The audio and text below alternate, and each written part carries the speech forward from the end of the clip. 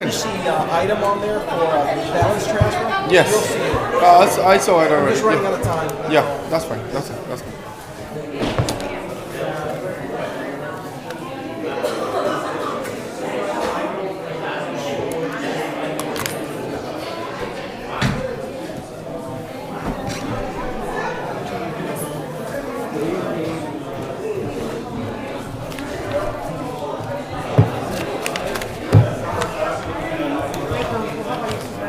Do you have the agenda? What? The markup? Yeah, right here. I'm sorry. I'm gonna do the committee stuff for the end right now. I'm sorry, and I'll what? trade you. I'm gonna do this page right now, and I'll trade you out. You know what I mean? Everything else is on there though, like withdraw, what a public hearing, all that other stuff. That's is on fine. there. I just like in the last, it was like 3 o'clock till now. So many things got added to the agenda, changed. I know. New citation, new this, new that. I'm just like, oh my god. How many citations we have? We have 3 kids, and 2 that just have to get approved tonight We're doing a resolution? for the 3 children, the high school kids. So not a donation, a resolution. Why Because they they're on need the agenda, so they can get resolutions. Under table matters, we have the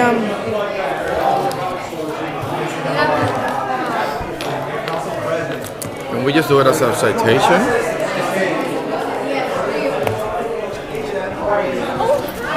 Senator, how you doing? Welcome back. Yes, I know. Let me say hello to Council President before he puts on his glasses. He puts on his glasses. He's super That's it. serious. oh yeah, serious. that's true. Alright, we're gonna have to approve it today then.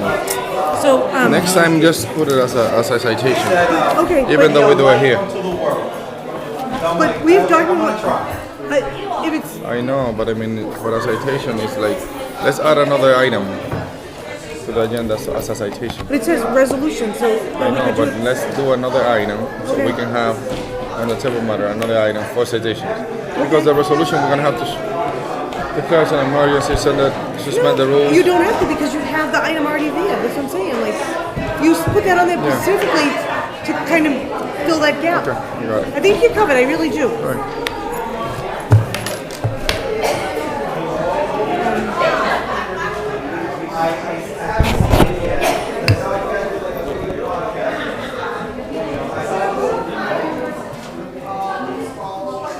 Jennifer Reyes.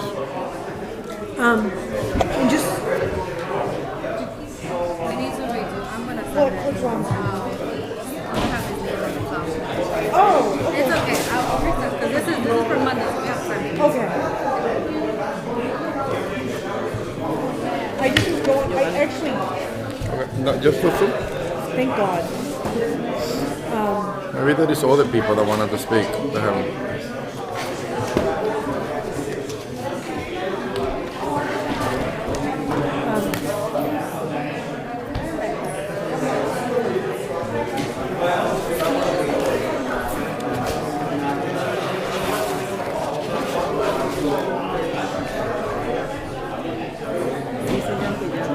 ¿Quién? Vale. Ana Celina. Celina. So yeah, someone called. They wanted to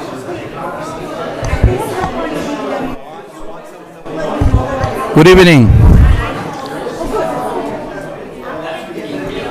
Good evening.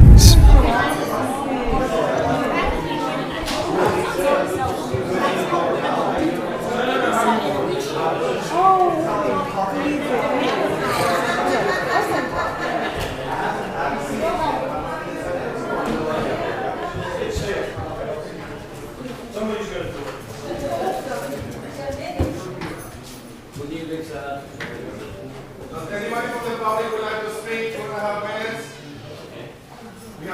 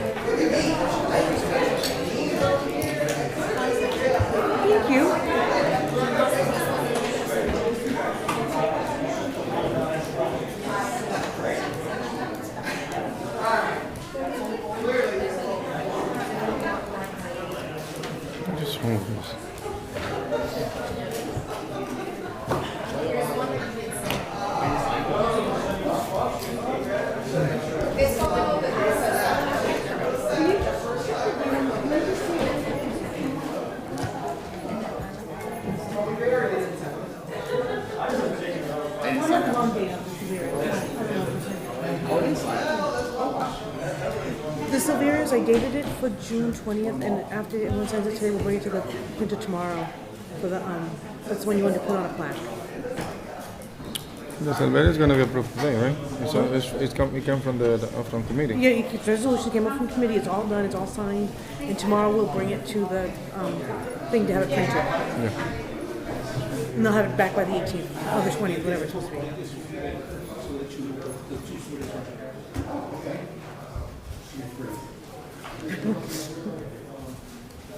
Don't you love that? Let me show you now.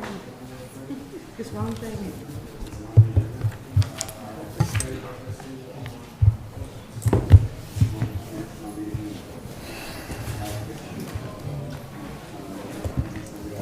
Where's Michael?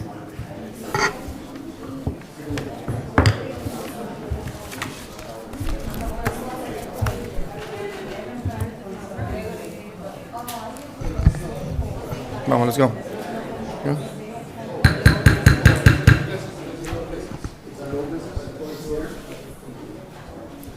Good evening and welcome to the regular meeting of the Lawrence City Council. Today is Tuesday, June 4th, 2024. Pursuant to Chapter 20 of the Act of 2022, this meeting will be hybrid, allowing participation both in person and at the City Council chambers, as well as remotely. The Zoom link was provided to anybody that requested. Also, you can watch this meeting through the two following outlets: Lawrence City Council Facebook page and Lawrence City Council YouTube page. Roll call, please, Madam Clerk. Councilor Levy. Present. Councilor LaPlante. Present. Councilor Luzon. Councilor Del Rosario. Present. Councilor Santiago. Present. Councilor Marmol. Present. Councilor Reyes. Present. Council Vice President Infante. Present. Council President Rodriguez. Present. Please join me for a moment of silence.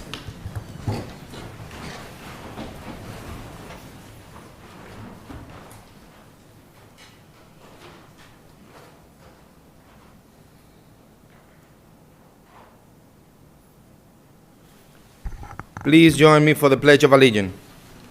I pledge allegiance to the flag of the United States of America and to the republic for which it stands, one nation, under God, indivisible, with liberty and justice for all. There's no minutes approved.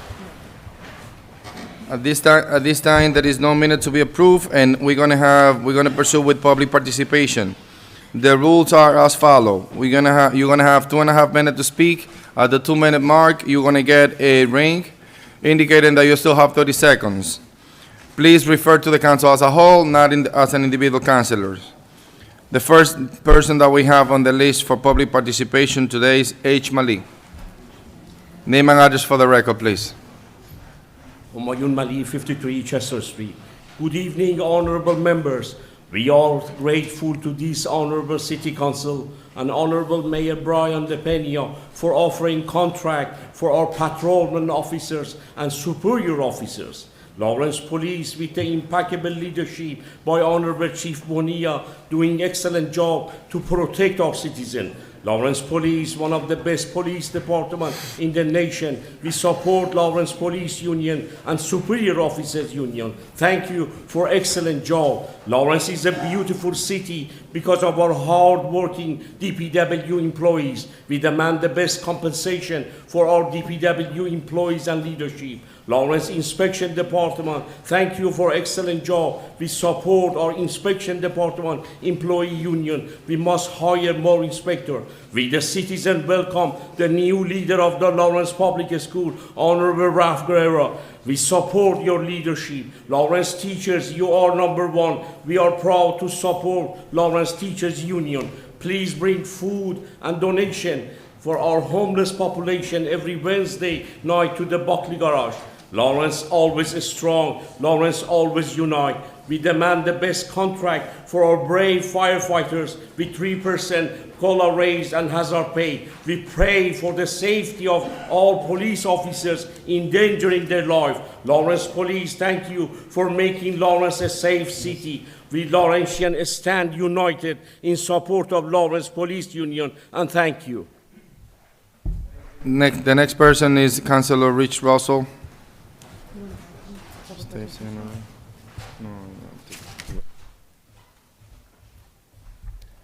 Good evening, councilors. Name's Richard Russell, reside 34 Cross Street.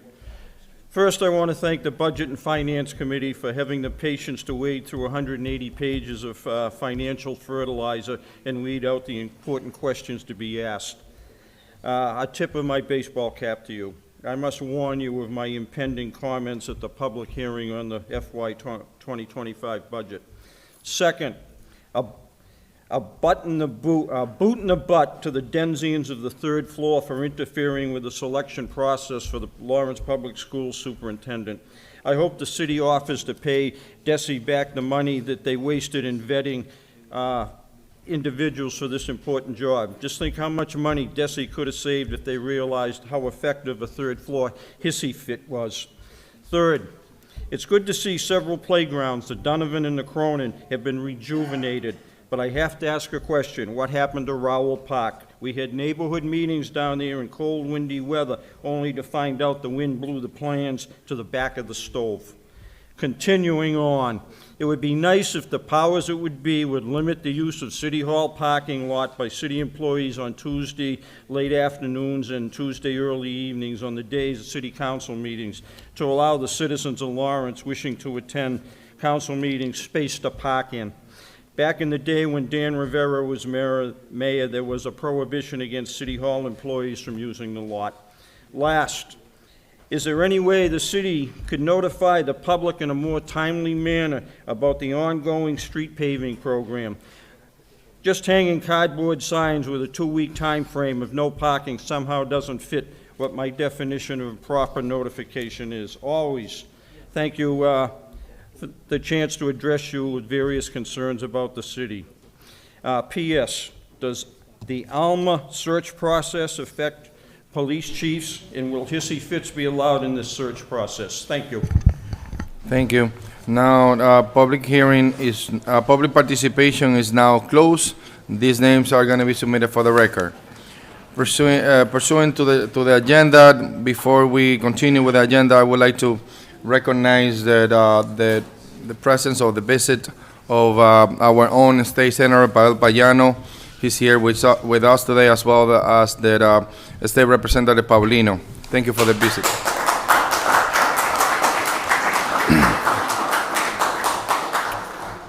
Now we're going to pursue with taking out of the table matters item 17019, which is the resolution recognizing the Lawrence academic achievement. It was put together back in 2019 by Councilor LaPlante. Item 170. Councilors, can I get a motion to remove out of the table matter?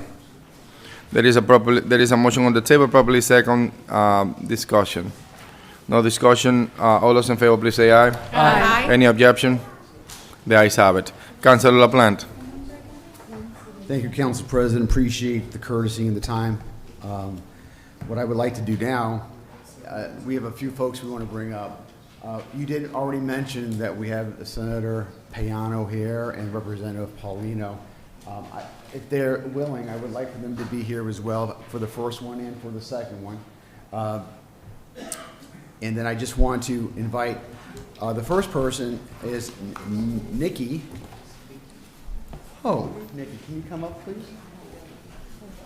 Did I pronounce the name right? I'm always messing up the names. Did I get it right? Excellent, thank you. I got to tell you, this is we've been doing this for some time, and it's a real treat to really highlight individuals such as Nikki, who have really risen to the very top of academia in our city. As you know, we have the Abbott Lawrence Academy, and I'm not sure how the proper way, the regular high school, would that be the proper designation? LHS, and Nikki here was the very top graduate at the Abbott Academy, and she frankly hit it out of the ballpark at graduation ceremonies when she gave the valedictorian address. So as we have done for some time, and I'm going to take this one on, I'll tell you why, because Nikki actually lives in my district. And it makes me extra special pride when you can represent someone of the kind of background and competencies that you bring.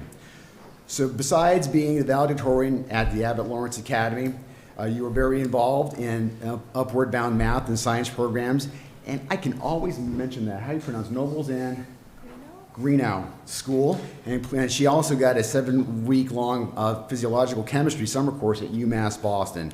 An amazing woman, young woman, hardworking and ambitious. She's a community leader.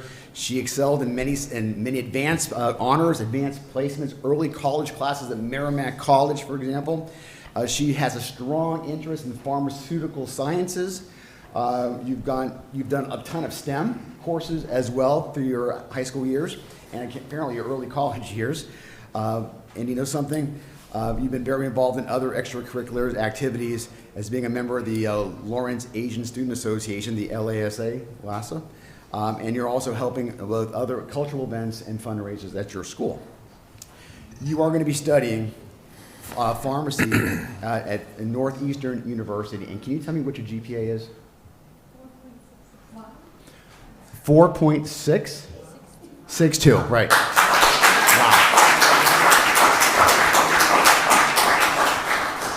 So with that, I'm going to give this two things. I'm going to give this to you, and I also want, can you please acknowledge your parents who are here today? And could they stand up? I just want to acknowledge them.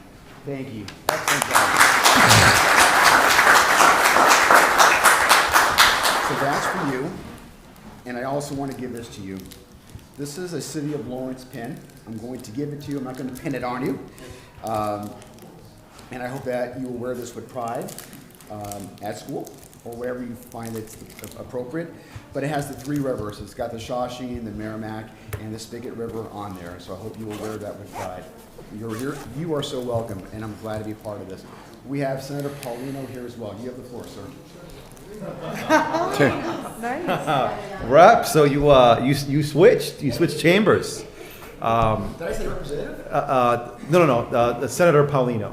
So I look like Senator, okay, that's fine. Siempre algo. Well, it is always a pleasure being here with the council in these chambers, and also for an incredible occasion. So I'm going to say a few words here as I present this to you, Nikki, but these are words for all of the individuals that are going to be receiving an acknowledgement, and I want to thank my colleague, Representative Francisco Paulino, my strong friend here, who's here to say a few words as well. So I think one of the things that makes Lawrence special is that all of your elected officials, whether you're a city councilor, where you're working for the state, mayor, school committee member, they deeply believe in in our youth, in the idea that all of you have talents that sometimes are undiscovered, and that you have incredible and amazing potential. Today, I was at the State House today. I heard that there were several people getting awards, getting scholarships, and that they were from Lawrence. So I went and showed up, and I see the room, and there's maybe like around 15 people. And I asked if the folks from Lawrence can step out, and turned out that 5 of them were from Lawrence. They were your classmates. And I thought that that was wonderful, and it just showed how incredible our youth are right now, and their leadership. I think that you have all made us proud. You guys will continue making us proud. All I'll say is that as you are achieving your dreams and you are obtaining the success that you're looking for in your version of your American dream, that you never forget the community that raised you, and that you find a way to give back. Whether you're living in Alaska or Paris, I think there's always an opportunity to help support your city, and I know that you, Nikki, and everyone else will be able to do that. So thank you very much, and congratulations.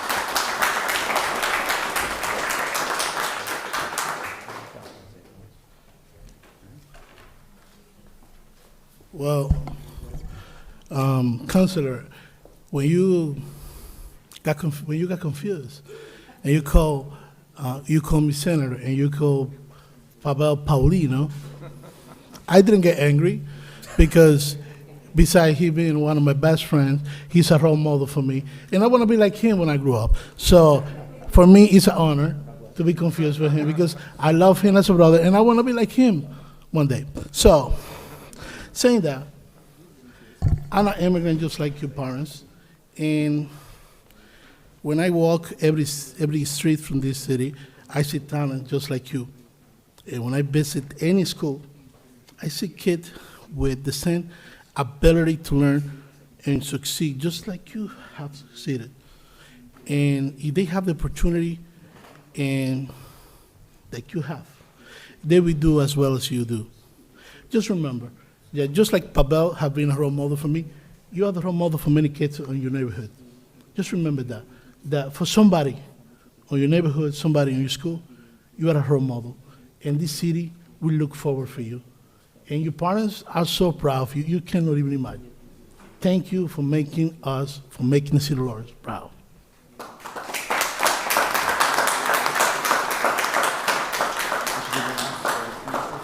You say a few words? Go ahead. First, I want to thank the City Council and the City Hall for having me here. It's an honor to be up here.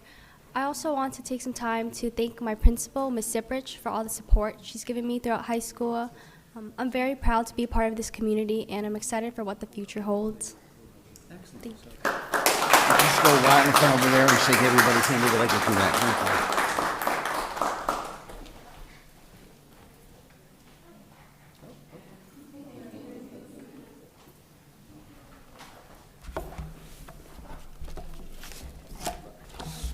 All right, you're fine.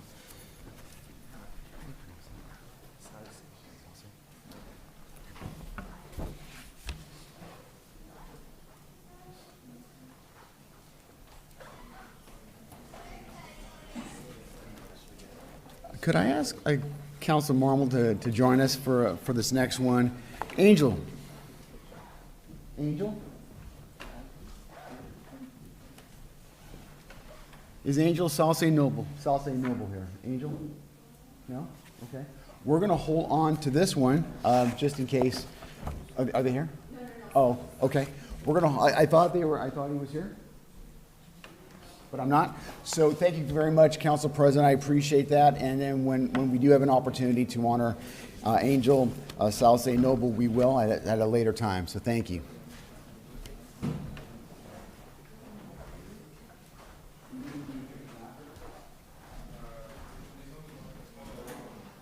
So, no, proceed with the Councilor Infante first, and then we take the picture. We take the recess and pictures. Councilor Infante, you may proceed. Yes, go ahead.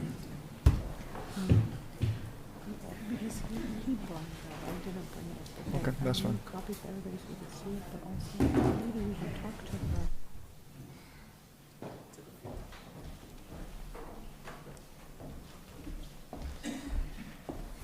Good evening, councilors. For this recognition, I'm also going to re-invite Councilor Marmol to join me up here in the podium.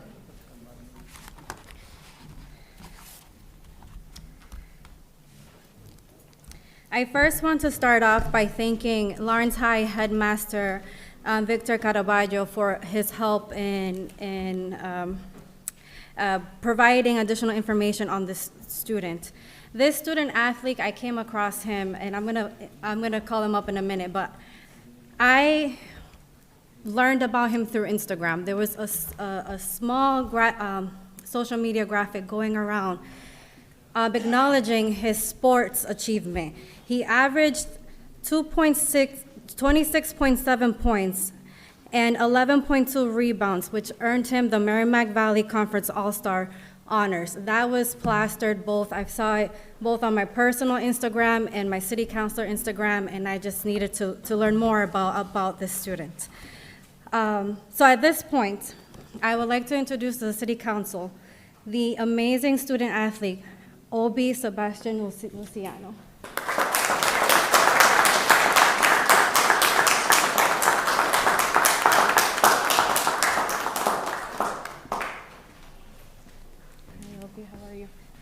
This is your counselor, Counselor Vivian Marmol. Nice to meet you. And to prepare for before I read the resolution, to prepare for this resolution, I would also like to thank Representative Paulino and Senator Pavel Payano, who also helped with this recognition, and their offices got started on for their own recognition. But Obi is a superstar not only on the basketball court but also academically, and these are some of the achievements that Obi has accomplished.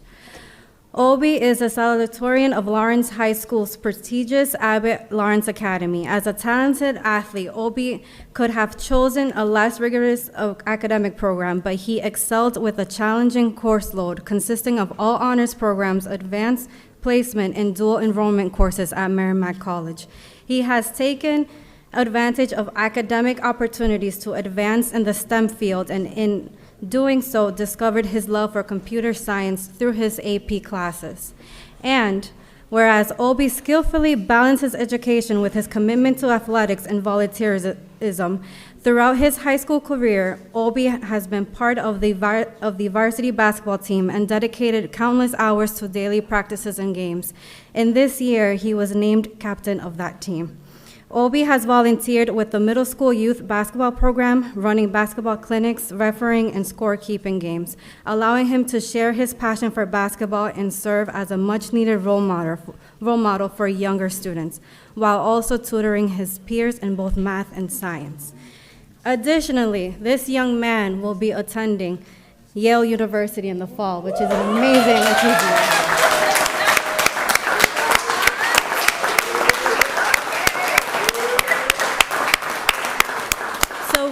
Members of the City Council officially recognize Obi Sebastian Luciano for his amazing achievement, both academically and athletically. Yeah, I'll let his counselor give him present him with the. Here you go. I'll just say a few words on behalf of myself and our Madam Chair, as former athletes ourselves and now serving as city councilors. I think the best part of being city councilors and the joy that we find in doing the public service that we do is because of you guys. If you continue to demonstrate the work ethic and the dedication that you have done throughout your school years into your adulthood life, the sky's the limit and you will continue to succeed. So I'm so honored to be part of this journey with you. Thank you. At this point, I will turn over the mic to Senator Payano. Thank you. So Obi, I'm not going to say much because I said a lot before, but I'll say again, we're extremely proud of you, and to both of you and to your peers.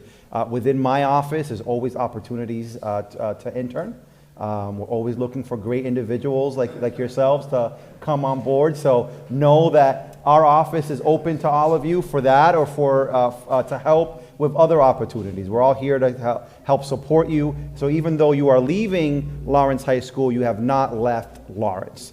I want to thank you for doing that, and know that on behalf of myself and the entire state delegation, we're very proud of the efforts that you guys have done, and we hope to work together to help continue building up and lifting up our city.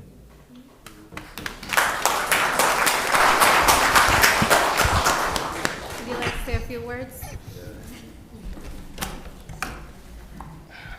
First and foremost, I want to thank everybody for giving me the opportunity to be here, especially my school and my principals. You know, without them pushing me and them being here, I don't think I'd be in this position where I'm at right now. And yeah, I just want to say thank you, and I hope I can continue to make the city proud in years to come. Thank you. Councilors, on a personal level, I wanted to say a few words to Obi and his family. Obi's parents, Obi's father and his uncles, the three of them has been three barbers for over 20 years in Broadway Street. So I cut my hair with Obi's uncle for over 10 years. and on Broadway, and I feel very proud at the result of the family of barbers from Broadway Street for this entire time. So, Obi, thank you for everything you have done. Thank you.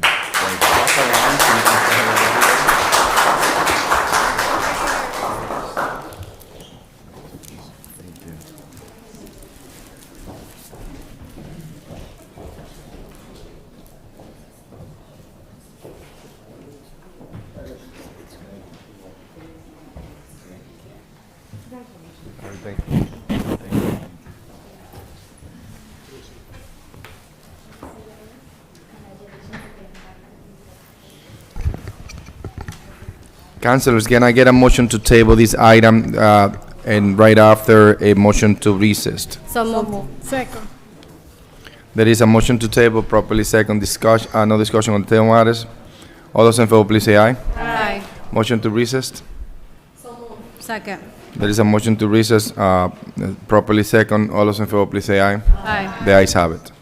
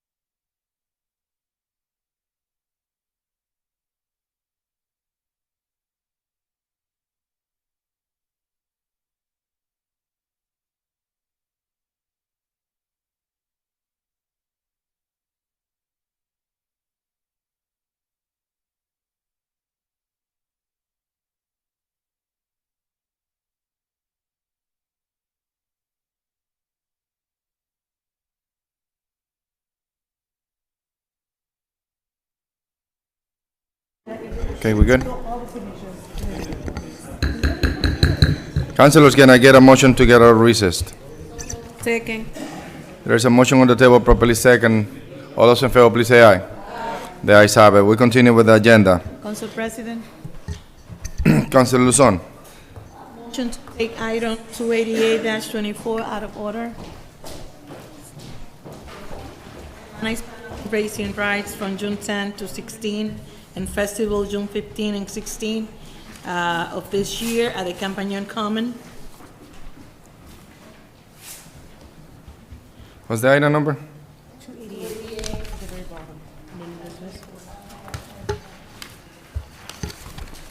All right, we have item 288-24, which is a new business. For that, we're gonna put it off committee. We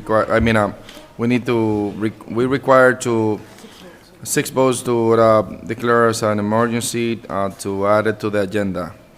Councilors, can I get a motion to declare this item as an emergency for the benefit of the community? There is a motion on the table, properly second. Discussion. Discussion. Thank you, Council President. Councilor So, LaPlante. I don't have a lot of detail here because is there background information on what the request is? Do we get the? As far as I know, the date, they are approaching the today's date, and they're not going to have enough time to go through committee. Thank you, but oftentimes, even when we do with these things, people oftentimes bring applications and background information. Do we have anything? There's nothing that I have with me that I can see. Maybe I'm missing something. Do we have anything that describes what they're looking to do? Semana Hispana has been, I understand that the request has been asked, the application, but Semana Hispana has over 50 years in Lawrence that is being very aware of everybody, of what they do. Thank you. But is the application available? Is there an application? Is there anything? We're about to take something as an emergency. Is there anything that we have? Okay, we're not engaging into any discussion. I'm just asking if we have anything. So the answer is no, we don't have anything. That's important if we're going to take a vote on this. If we don't have anything. The answer is no, Councilor LaPlante. Sorry, Council President, The answer is no. There's nothing. Okay, it's hard for me to ask questions if I don't have anything to ask questions about. And I don't think we should start precedent with having something as an emergency, because if it's an emergency, we should have some background information. Okay, any other discussion?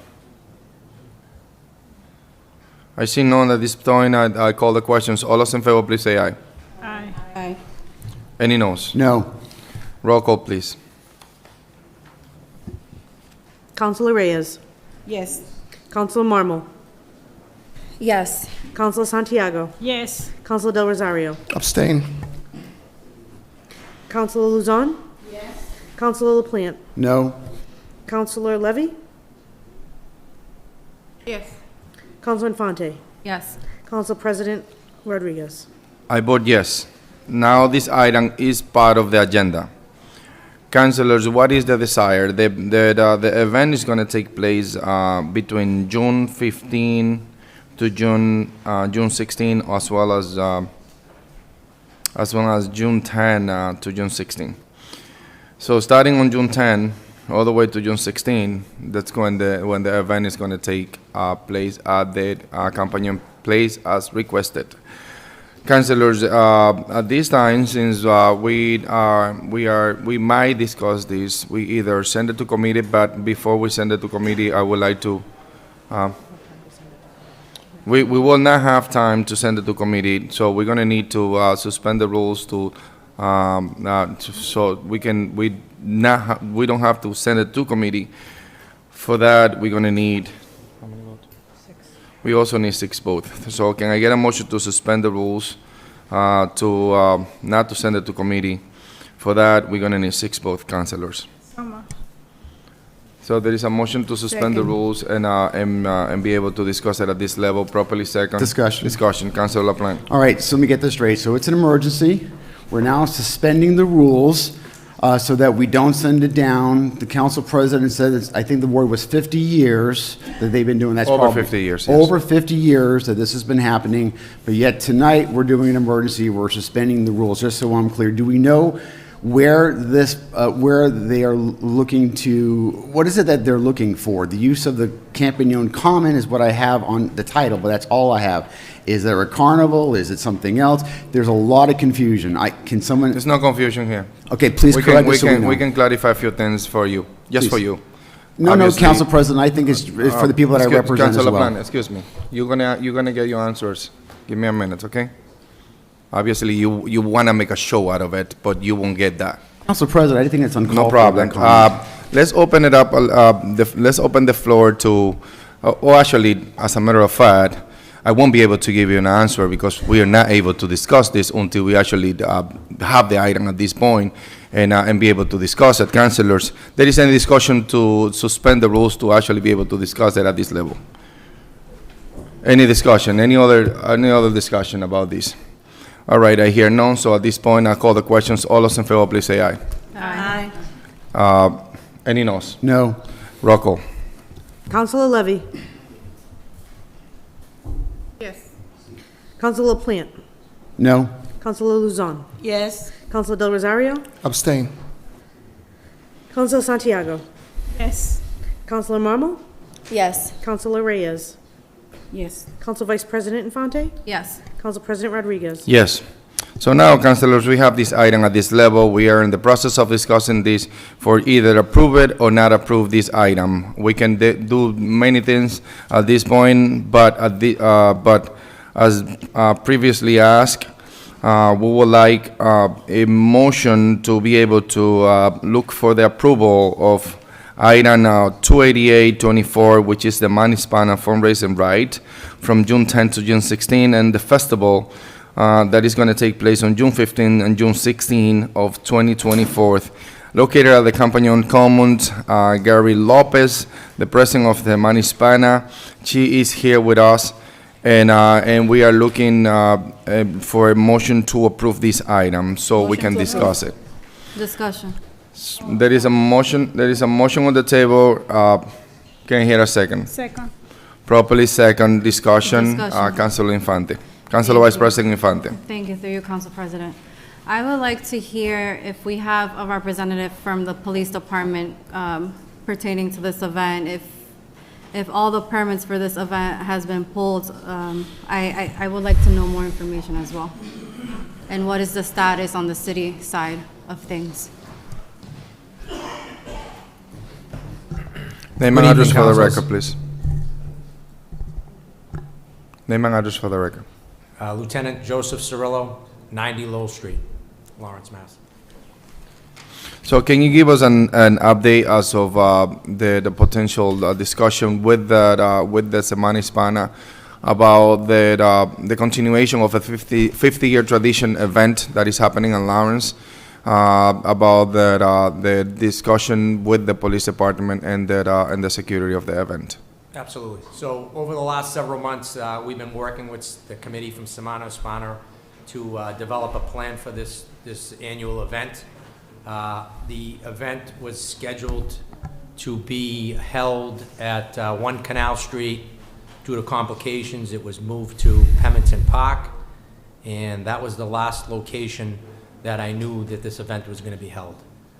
To this date, there is no permits pulled or put through Citizen Serve, so there's no liquor license and there's no permit for either Pemberton Park or for the North Common at this time. Understood. Thank you, through you, Council President. Councilor Infante. Councilor Vice President Infante. Thank you. I am a big, thank you, Lieutenant, for the information. I am big with processes. If we expect all organizations to pull permits to apply through Citizen Serve, all of that, I don't believe in making an exception, especially when events like this have been happening year over year and organizations know what is expected of them. And that is the only comment that I'm going to make on this item tonight. We'll take Vice President Infante now. There is a lot of opinion when it comes to this permit. And at this point, I would like to open the opportunities for the president of Semana Hispana that is here to be able to give us some clarity about the application and what the organization have done when it comes to this potential change from place to place and eventually ended up at the Campanion Park. So give us some insights, please. Name and address for the record. Geminudi Lopez, 98 Cambridge Street, Lawrence, Mass. 01843. And you are? The president of the Hispanic Week. Marlene De Jesus, 18 Chestnut Street in Lawrence, and I am the vice president of Semana Hispana. Just give us some insights about the event. What happened? Like Chief Cirillo said, that we've been on conversation with with the city, with including the mayor of Lawrence, to see where we can help this festival of the last few months. We've been in conversation, I believe, since January, so it's been several meetings that we had to attend. And there were several locations that were offered to us, but because you guys know the magnitude of this festival, the amount of people that brings into the city, it's to find a location that is gonna accommodate and all the other vendors and all of that we have to accommodate for this festival. It's nearly impossible to find a place here. And our tradition has been to be held at the Commons Park. And so we as an organization, all we want to do is bring our culture and bring this festival to keep it going for generations to come. So the locations that were offered to us, one on Canal Street did not work out because other things that were going on in that park. Then we went into the on North Canal Street, where you guys know there's like a Bevington Park, where there's like the river. So one of my concerns, it's like there's a river there. It attracts children. There's gonna be, the carnival's gonna be. So that was my reservation, or our reservation as a organization. We worked with the police department and the fire department. They worked out, safety plan, but at the same time, I understand that they were working with us. But it's still, for us, it wasn't good enough, because any kids, when we run this festival, a lot of children, they just get lost and all of that, and there's a river right there, so that's a major concern. And all we're asking is to help our festival for our community at the Commons Park. And I understand that because we had been in conversation, so it's taken a long time. I did submit it for the permits yesterday, last night, as we, we're running late. I'm running late. I don't even have vendors, but we bring this here to you guys to have it considered for us to be allowed to have our festival at the Campanion Park as a tradition. So there is a potential answer of what happened through for the application and the conversation that you guys the organization have with the police department and the different departments throughout the city. I have been a witness of potential some conversations with the mayor's office, and what might happen if we don't have this event. And the tradition of that of people's culture in this city, and any other add-on to the conversation that you might have when it comes to the application. The application was submitted yesterday as citizen served, as it's always been. It's just a matter of time for everybody, all the departments, to go and approve it, because that's going to be their next step. And then we can do, which is the vendor's permits, which is the only other thing that is on our hand. Even our insurance binder is already done. The insurance binder is already done. For the festival. It's already done? Yes. But they need to submit it, right? Do you submit it with the application? She didn't submit it. No. Did you submit it to the clerk office? Not yet. Mm-hmm. Okay, they need it. Any other councilors that would like to ask questions? Council President. Councilor Del Rosario. And I mean, Council Vice President also asked what is the position of the administration, and Mr. Span is here, so why don't we listen to what is the position Sure. of the administration at this time? All right, Councilor, Advisor Spanner, name and address for the record, please. Yes, Octavian Spanner, 200 Common Street, Senior Advisor to the Mayor. Council President, City Councilor, good evening. The situation that I think that needs to be clarified to you as well as to the public is the following. When the administration first came on board, we did an assessment of all the parks, including the Champion Park. And the assessment was that it didn't look the way it looks right now. One of the reasons is neglect, that's one. Second of all was infestation of bugs that happens on a regular basis, and that's part of maintenance. And the other issue was the fact that it was used by heavy equipment. So you have trucks coming in and out. The argument was that yes, whenever there's a festival, the trucks, the owners of the company would pay for the repairs and so forth. But that's not how you maintain a park.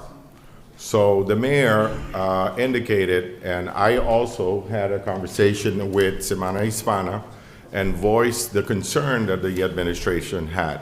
That first of all, there's nothing against Semana Hispana, but initially the idea was if Semana Hispana and the carnival should be together on the premise. And obviously, if there's any damages to the park, regardless of being a tradition, but you know, we have taxpayers' money that goes into the maintenance of the property. There were a few options, yes, last year, because there was activities that took place, but as you know, even the previous administration that invested some of the city taxpayers' dollars to repair. As you can see on the right side of the park, there's a series of trees that have been planted, and this current administration injected more dollars into the maintenance. Yes, So then the argument just to clarify from that the previous administration probably approved the trees, but the trees were planted under this administration. Yes, yes, it was. Just to clarify that. It's part of the park. Yeah. It's part of also the green initiative. The city council, the previous city council, or this body, voted for a zero carbon emission by 2035. There was I believe, a unanimous vote at that time. For those that already been here or those that are present know that.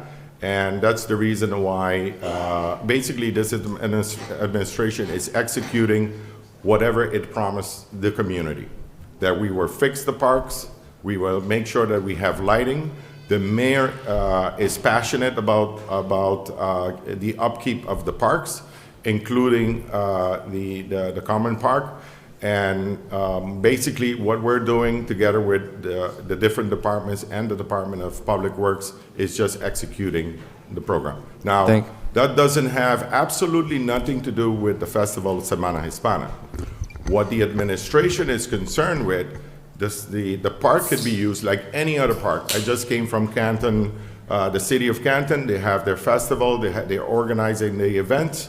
And the city welcomes all the activities, including Semana Hispana. Mind you, that the current mayor, Mayor Brian DePayan, served as the chairperson and president of La Semana Hispana, and has injected also in the last 2 years money into the festival. And that came before you for the approval. But the mayor is concerned, and is still concerned, that the heavy equipment would be placed on the carnival would be placed on the park. Like any other festival elsewhere, the festival can continue on the premise, but the carnival is what we are concerned with. All right. And to clarify, Council President, because I don't know if all the councilors are aware, we were looking at different options. Last year, we went across the street here at the parking spot next to the court. the Pemberton Park, as mentioned, was also evaluated. I didn't participate in all the meetings, but initially I did. And then recently was the conversation with the Oxford site, which was where the COVID site was. There were certain discussions, there was not sufficient space, so that was not an option, and that's the reason why certain delays with La Semana Hispana. All right, councilors, we have an opportunity to either approve this item, not approve the item, or do what the council desire. At this point, we Council have President, a motion. Yes, I'm going to open the floor to you, no problem. Thank you I'm very just much. clarifying what we are after the mayor's opinion about the item. We have a couple of options, councilors, that we can do. At this time, we have a motion to approve, and we continue with the discussion. Councilor LaPlante. Thank you very much. I do believe this motion is out of order, and I'll explain why. The city council met in May. The city council met in May, and we had an emergency vote to allow an organization to use the Campagnon Common on the same dates as now this application is for. And as we've always done in the past, if you're the first to come and ask for the use of a park, you get it. You cannot get kicked off after the city council has already approved. And just, I have my colleague here looking, and I'm going to let you know what day it was. It's document number 22124. The committee meeting was May 7th, 2024. It was set up as an emergency. It was passed unanimously by this council. So we already have an application that we've already approved. I don't see how we now go ahead and allow the common, the Campagnon Common, to be used for something else when this body has already made known that. So I think this particular motion is out of order because we already granted a permit. All right, just to clarify from you, you can definitely challenge the motion? I'm challenging By you all right means. now, Council President. I'm saying You that gotta we do should- it that through a you motion. should- But I mean, before we continue with that, let me clarify something to you. Last weekend, in your district, at the O'Connor Park, in your district, the main park in your district, the O'Connor Park, we have two events that we both approve. We all approve on that. So I went to both. Councilor District A, she also went over. I find also Councilor Luzon was there, and we enjoyed the Salsa Festival and also the other event from the church that was there. So it could definitely, this could be definitely an opportunity for the church to actually recruit members of the community to be part of their church. So the discussion around the church event was held, and they are aware that the Semana Hispana was also looking for permit on the same premises. So they're looking to have the Word of God on that day, and that's not an imposition. They're not prohibited from doing what they were requesting to do by allowing another event at the same time. So President, may I Sure. ask you a question? Sure. Are you suggesting that while Semana Hispana is going on, that there be a church group at the very same time praising God and doing what church groups do while the carnival is happening at the same time? Is that what you're suggesting? Councilor LaPlante. I want to make sure I'm clear. No. What you're profiling on a church that they do, that's what you're pretending them to do. You cannot. Are you expressing, excuse are you me. expressing your opinion, Councilor? Because you've No. required by I'm rule, you just- responding to you. You have a conversation with me, Councilor LaPlante. You ask me a question if you're clear of what I'm saying, and I'm telling you what I actually saying. What I'm saying, based on your opinion, what the churches do is what you think they do, and not necessarily they do what you think they do because you're not a member of that church. As a matter of fact, there is a conversation about what is going on with that church, and they are aware that Semana Hispana is asking for a permit on the same premises. I'm not sure that's completely accurate, Council President, because I don't think, as we heard already this evening, Council President, they were looking at other locations, and I believe as recently as last week, they were looking at Pemberton Park as the location. And this was prior, this was post. Now, Council President, I have the floor. Since you brought this up, I wasn't going to go down this road, but I believe that the timing is such where they are. We did not really know. Even tonight, we weren't exactly sure where they were going to have it. I like to bring. Councilor LaPlante, before I open the floor to anybody, including you, I need to tell you something. The church is aware that there is another permit. There is another permit that is being requested. Okay, and what does that mean, Council President? So they are aware that another permit has been requested. So that's fantastic. So you cannot say that they are not. We are. So the point here is, who do we issue the permit to? The church? The answer is yes. We issued the permit. The answer, it's a simple question. Not a trick question. Excuse me, Councilor LaPlante. You cannot talk over the others. You asked me a question. I said yes.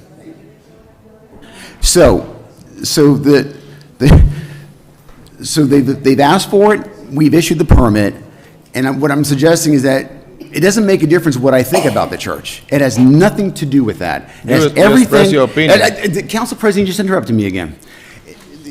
What the situation here is that we have issued a permit, that has happened. And now we're looking to issue another permit for the same location. Since when do we do that? Okay, Councilor LaPlante, you're challenging the motion. Councilors, are you making that as a form of a motion? I'm not really sure what the motion is, Councilor, except to say that I don't think this is an order. You're challenging the motion. Can you provide for me some parliamentary guidance on how I can challenge? No, you are the one challenging the motion. You need to provide those guidance if you want to challenge it. You're the Council President. You are the parliamentarian. So I need to figure out what are you challenging the motion? In the meantime, if you're not challenging the motion, we continue with the motion. So I'm not sure what it means by challenging the motion, but I do think that the motion is incorrect. Why? Because we already have a permit there. Okay. So whatever you want to call it, I don't know what you want to call it. And I'm calling the motion in order. All right, Councilor Reyes. Can you offer more clarification about the event we have with the church? Because sure. Maybe they decide to change the day or what is the time to verify what is the conflict? Thank you, Councilor Reyes. The church have sent information through different sources that they're going to be changing the date to another date while Semana Hispana is being used in the park. And that information could be confirmed through the Recreation Department. The Director of Recreation Department is here with us, and we can listen to that part also. But obviously, the Director, Councilor Reyes. Can you clarify this point for us, please? Thank you. Good evening, City Council. Adderley Gonzalez, 6 Hillside Avenue in Lawrence. So, we're discussing right now, so you guys did approve the church event at the Common. That's a fact, it's on paper. The church did get asked today if they were willing to move their event. And the conversation was had, they gave us a reply, and they said they were gonna think about it, and then they came back and they said yes. But originally, they didn't want to change their event. And if I go back to the O'Connell, I know you guys mentioned there was 2 events at the O'Connell this past weekend. The reason why the church was allowed to use the O'Connell was because they were going to use the basketball court. Salsa only wanted to use the volleyball court and the tennis court, and that's the reason why we allowed them to do it in the first place. And we knew since it was under construction, there was going to be a division, and the agreement was that they weren't going to play music or interfere with the city event that was run by the city, and that's the reason why we gave the okay to do so. But at first, we were gonna move them, and the city reached out to the church and said, we can do it together if we have a set of rules, and that's what happened. When it comes to the permit, like I said, the church, I know you mentioned, Council President, about having it together. The only problem... what I was saying is that there is an I mean, as any type of organization, they might have an opportunity in a different way of how we probably think they're probably going to have it. It is an opportunity for them to have also the Word of God being given to people while they were on the festival. So that's not something out of the ordinary. I'm not suggesting that they be together, but I know the answer of changing the date. I wasn't going to provide it because I didn't have all the details. Right. The only reason why I wouldn't say it would have worked is because they actually wanted to use the stage, and that's the main reason why a lot of us like using the Common, especially the church events. They have the accessibility of having the stage. It's the only stage that we have in one of our parks in the city, so that's why it's one of the most well-sought parks in the sense of like, oh, we have a stage, we can preach up there, we can have our music, and that's why I wouldn't, coincide with Semana Hispana, but that's the only reason why I think they want to change the date now, because they're not be able to utilize the stage the way that they wanted to use it. All right, did they agree to change the space? They agreed.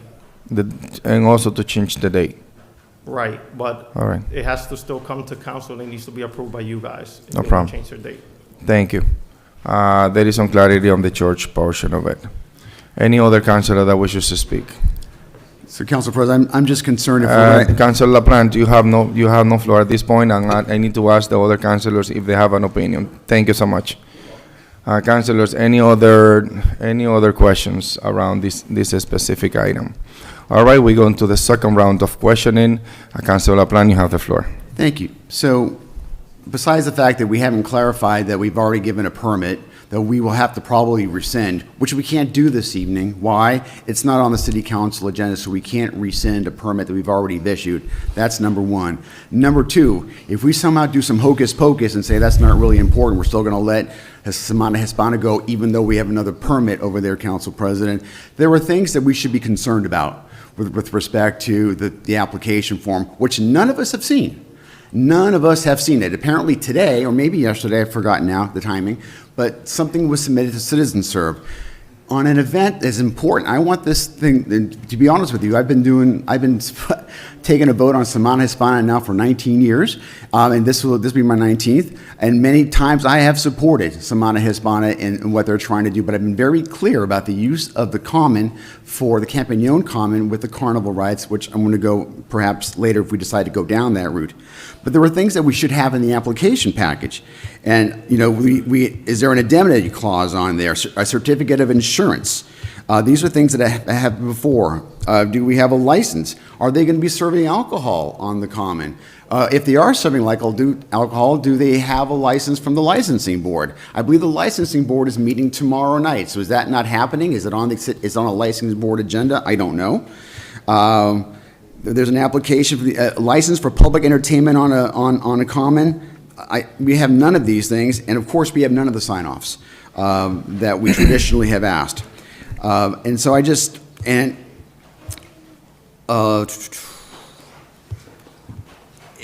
what I would like to do is this. If this is important to all of us, let's do it right. Let's make a motion this evening to table this. Council President, There's a motion to table? Can I finish my thought on this?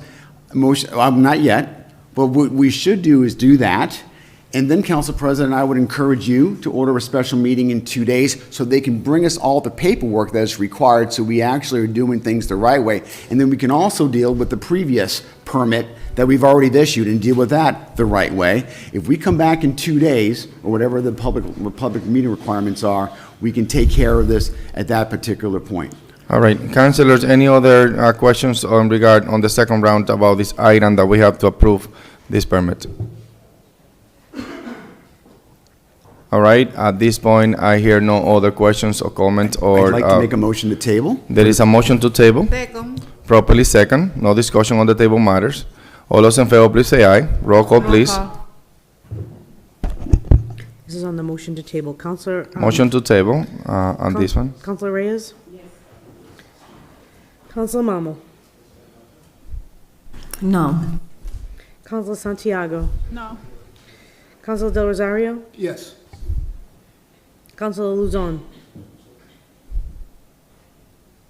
No.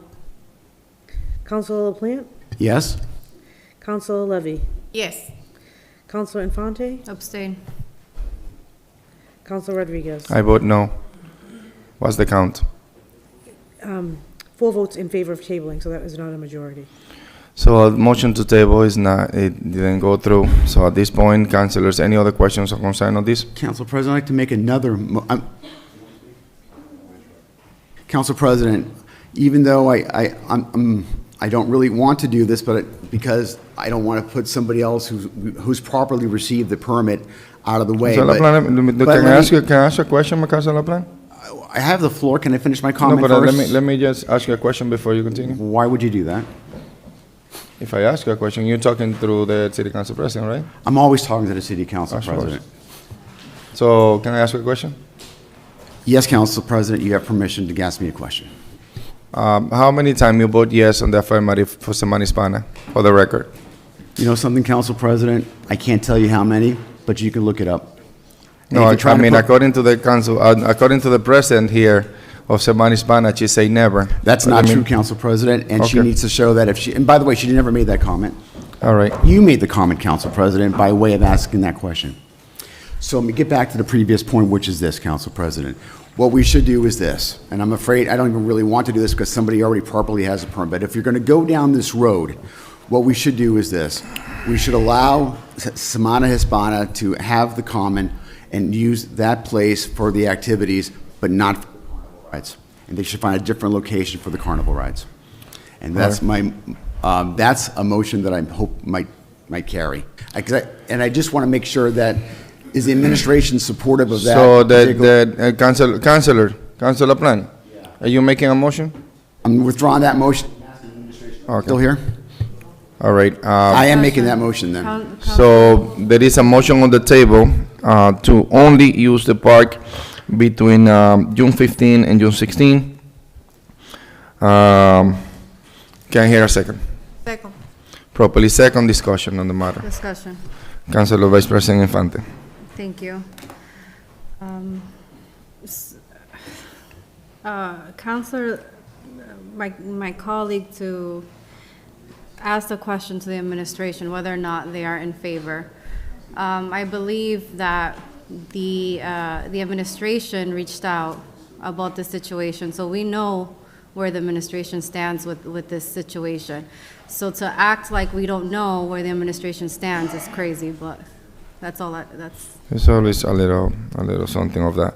Well, based on my conversation with the mayor specified to me that if we approve this item as presented, he won't veto it, and he will support it once it's been approved by the council. That's the conversation that I had with the mayor yesterday. Mr. Spanner was part of it, and he can testify on that. Actually, the Semana Hispana president was there as well. So if the council decide to approve this item as presented for this year, and later on subsequently look for a solution of what Semana Hispana might look like in the future, that's something that they are not going to veto and willing to support as the council decides. Council President. Councilor Levy? Thank you, Council President, through you. But also in conversation that I have with the mayor and the president knows because I was in front of him. He said that this is the last time that he also is going to fix the park while that he will not spend more money on the taxpayer, so that we spent a lot of money last year, we spend a lot of money this year when we cannot keep spending more money on the taxpayer fixing the park. This is he's up to date. Thank you, no problem. Thank you, Councilor Levy. So at this point, councilors, we have a motion that I haven't, can hear, there was a second by who? There was a second by Councilor Levy. The motion is to approve Semana Hispana Festival. The underlying motion is to approve the festival as is from June 10 to June 16. Later down the road, Councilor LaPlante make a motion to table. That failed. Now, Councilor LaPlante made a motion to approve only the festival portion of it, which is between June 15 and June 16. That motion is in order, and that motion is also been seconded by Councilor Levy. Now we are in the process of discussing that portion of the June 15 to June 16 only. And the floor is open for councilors to discuss. Council President? Councilor Levy. Okay, another thing is like no trucks can be inside the park under the grass. All right, that's a friendly amendment to Councilor LaPlante motion. I accept it. All right, the motion is as follow. There is a motion to use only the park portion of it with no trucks allowed between June 15 and June 16. No carnival allowed on there. No rides. So that's something that Semana Hispana, do you have an opinion on that? With all due respect, and as we have been battling this for the past 46 years, as Mr. LaPlante has a point. The point here is that we were miscommunicated. There was an issue between the mayor's office, the organization, and you guys. As you said in the conversations that we had yesterday with the mayor, and Mr. Spano was on the conversation as well as my vice president, he said that it was you guys, the ones that decide whether to use the park or not to use the rides. On the other hand, we are only 11 days away from this issue because right now this is a problem. Like Stephanie said, it's that can we find another location? We probably could from the 17th on, but not today because there's no spaces in Lawrence that we could use for this festival. None at this point. To clarify. Just to clarify, Councilor Vice President Infante? Thank you. I did not state whether or not we were looking for It was something else. It was something not else. me. Got you. I understand. So, councilors, at this point, I'm entertaining a motion to use the park for between June 15 to June 16 only, with no trucks allowed on the park. Any other councilor that wishes to speak on this? So I'm going to the second round, Councilor LaPlante. This will be fast because I know you want to take the vote on it. We've already spent $2.1 million on renovations at the Campanile Common over the last 10 years. I don't have a piece of paper in front of me that talks about how much of a bond they're going to be putting forward. I have no idea how much insurance. And not only that, the friendly amendment is a good amendment, but if we're going to have something on the common, you need to, we've got trees that we put in an investment toward right now. We need to demarcate where the carnival rides are going to be so that the money that we put is not money that we're flushing down the toilet and that it's money that's going to withstand. Because why bother getting monies for the parks in all over the city if we're just going to go ahead and do something like this? So I think it's important as councilors determine how they're going to vote on this particular amendment that they understand a little bit of the history as to how we got here and how the park was looking really good when this money was being spent, and now you'll notice the deterioration along the bricks, along the curbing, as well as the oil stains, et cetera, along in many of the paths of that. It's not meant for carnival rides. Well, just to respond to your... Can you give an opinion, Council President? Just to respond to your question, the park, yes, it was a question in regard to the funding, because you didn't have the answer on the funding. So just to have a question when it comes to the funding, there is also a lot of taxpayers in Lawrence that enjoy the ride, and we have the opportunity and the decision to make at this body whether or not we're going to allow just the festival, the rides, or the rides as well. We have two motions. That one is the underlying motion, which allow the motion to go from June 10 to June 16, which allow the rides to go on the park. I wouldn't like to have my kids to go to another city to use the ride. That's an opinion, Council Yes, President. thank you so much. Councilor Rosario.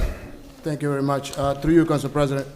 I understand. I mean, I've been in the city for 30 years, and the use of the rides was also to help Semana Hispana with money to pay whatever they need to pay. But in the past 2 years, with the ARPA money, $62,000 was paid to the police through us, through the ARPA money. And now $37,000 is going from the ARPA money again to help Semana Hispana. Can Semana Hispana, how much money do they actually need to run? And how much money is the carnival is going to give them? Back in those days when they're getting no help, I'm assuming that, yeah, kids will have fun, and also Semana Hispana was going to be helped by that. But now the ARPA money is actually helping them out.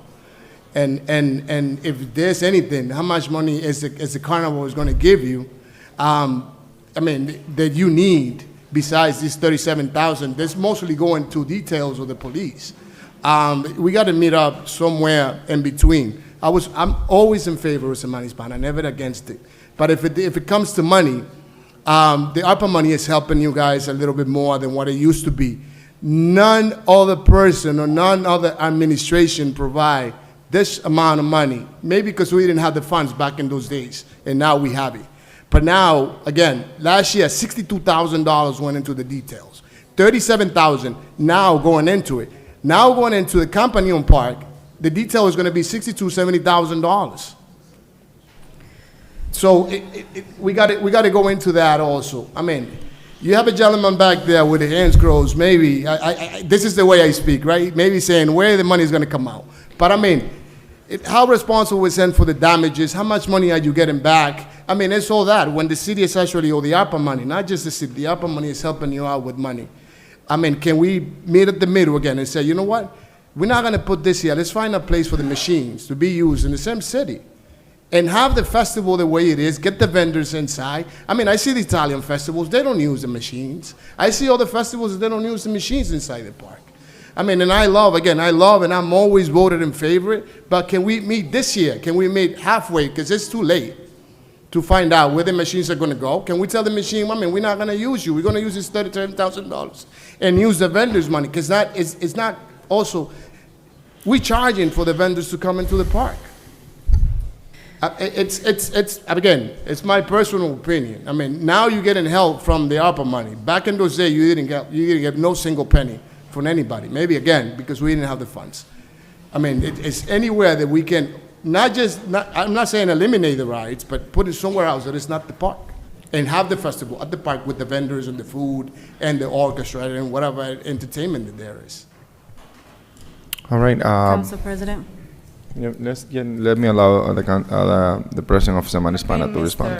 De Rosario. Councilor de Rosario. Councilor de Rosario. The festival is more than $150,000 for the organization.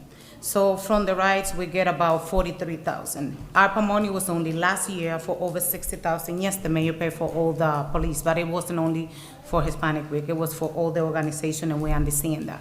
This year, he agreed to do 50% of whatever the cost is. And to answer your questions, where the money goes, everything goes into the community, because minus $60,000, $150,000, we're still $90,000 short. No, you asked for a question. I'm just giving you the answer. No. I said that now we're getting help. Now you guys getting help. You never get help from anywhere. Why don't we find a common ground and say, let's have the festival. Listen, because again, at the end of the day, nobody is disagreeing with having Semana Hispana in the park. The only issue is the machines. Okay, so then the other days, and Jay can back me up on that, we were not getting not even 1 cent from the rides, because everything was going to the police. Now the police is double the price. All right, we got an answer on the police. We have, just to clarify a few things on there. The police was paid, as Councilor de Rosario said, last year by the administration, over $62,000. This year, the administration agreed to pay not only to Hispanic Week, but to every organization, to pay half of the funds when it comes to the police department, to the details, and as well as things have changed. Also, the details have changed. Before, a lot of the police detail was going, also being helped by the community policing, not by the community policing, by the auxiliary police. That does no longer exist, and that's why prices increase a lot. We have Council President. We have another asking for an opinion. On this side, there is anybody on this side that would like to speak? Council Vice President. Thank you. You have a question? So let me allow. No, it will be quick. But you haven't speak. But you just recognized me. Council President, through you, I would like to hear from Lieutenant Cirillo, the safety, if there's a safety plan. When it comes to Samanipana, the biggest headache I have as a District E counselor is the chaos that groups in the industrial park. And last year, I actually had to show up at 2-something in the morning to that area due to all the calls that I received from my constituents, waiting for police personnel to arrive in the industrial park. So safety, aside from where the Samanipana is going to be, one of the major components that we're missing in this conversation is safety protocols. So if there's anything that you can provide, that would be great. So again, over the 2-day period, the Lawrence Police Department will need to have to come up with 132 officers to work Semana Hispana and the parade. So again, obviously that's a big strain on the Lawrence Police Department, but we will come up with a comprehensive plan to address those issues. We've also tapped into our partnerships with the Massachusetts State Police, as well as the Sheriff's Department. They will be providing extra patrols, saturation patrols, and patrols throughout the city to address some of these issues. Again, the Lawrence Police Department will come up with a comprehensive plan to address any safety issue wherever the event is held. Thank you. I don't think that's an issue. All right, thank you so much. Council Mamo. Through you, Council President, so for the culture and because of the fact that it's been a 50-year tradition. Wait. 50-year tradition is why I have voted. Do you mind using the other mic? This. Okay, I'm gonna make it quick. Does the No. Just use the other mic. Does the organization have a strategic plan in place considering the issues and concerns that you're already facing with the damages and the concerns that have been mentioned today? Do you guys already have a plan in place for in the future in terms of where you plan on hosting this this festival? And if so, what is the plan?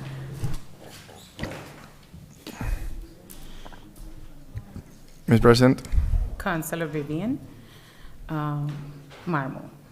It's just what I said before. We are working with the mayor and trying to look for a new location for next year, because obviously we are looking into either next year it's going to be a new location, or we already spoke with Mr. Flynn, he's here too, Mr. John Flynn, and trying to do something more strategic, like even if we are going to do separate events, or what it's going to work for the organization and for him. As he also said, he's been coming to Lawrence for over 38 years, and none of that had happened before. I mean, we understand that we want to preserve the park, and we are up to that too, for our community.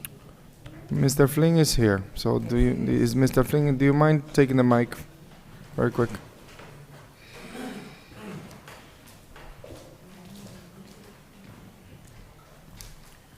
Good evening, I'm John Flynn, the Vice President of Dean & Flynn, doing business as Fiesta Shows out of Seabrook, New Hampshire.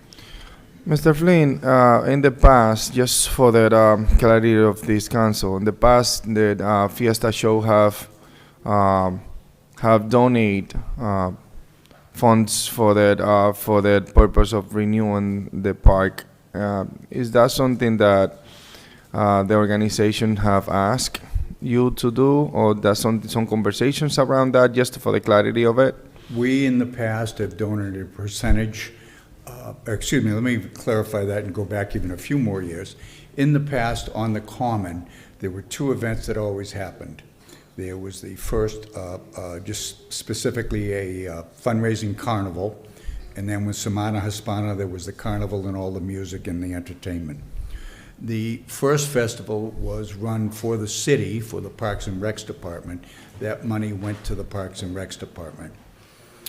Change happened, I believe it was 9 years ago, where the rec department, because of the increased costs of Semana Hispana, stopped doing that event for the benefit of the city, and the funds went to Semana Hispana to help contribute towards costs, police costs, fire, and that's the way it's been for, I believe it's the past 9 years, 9 or 10 years.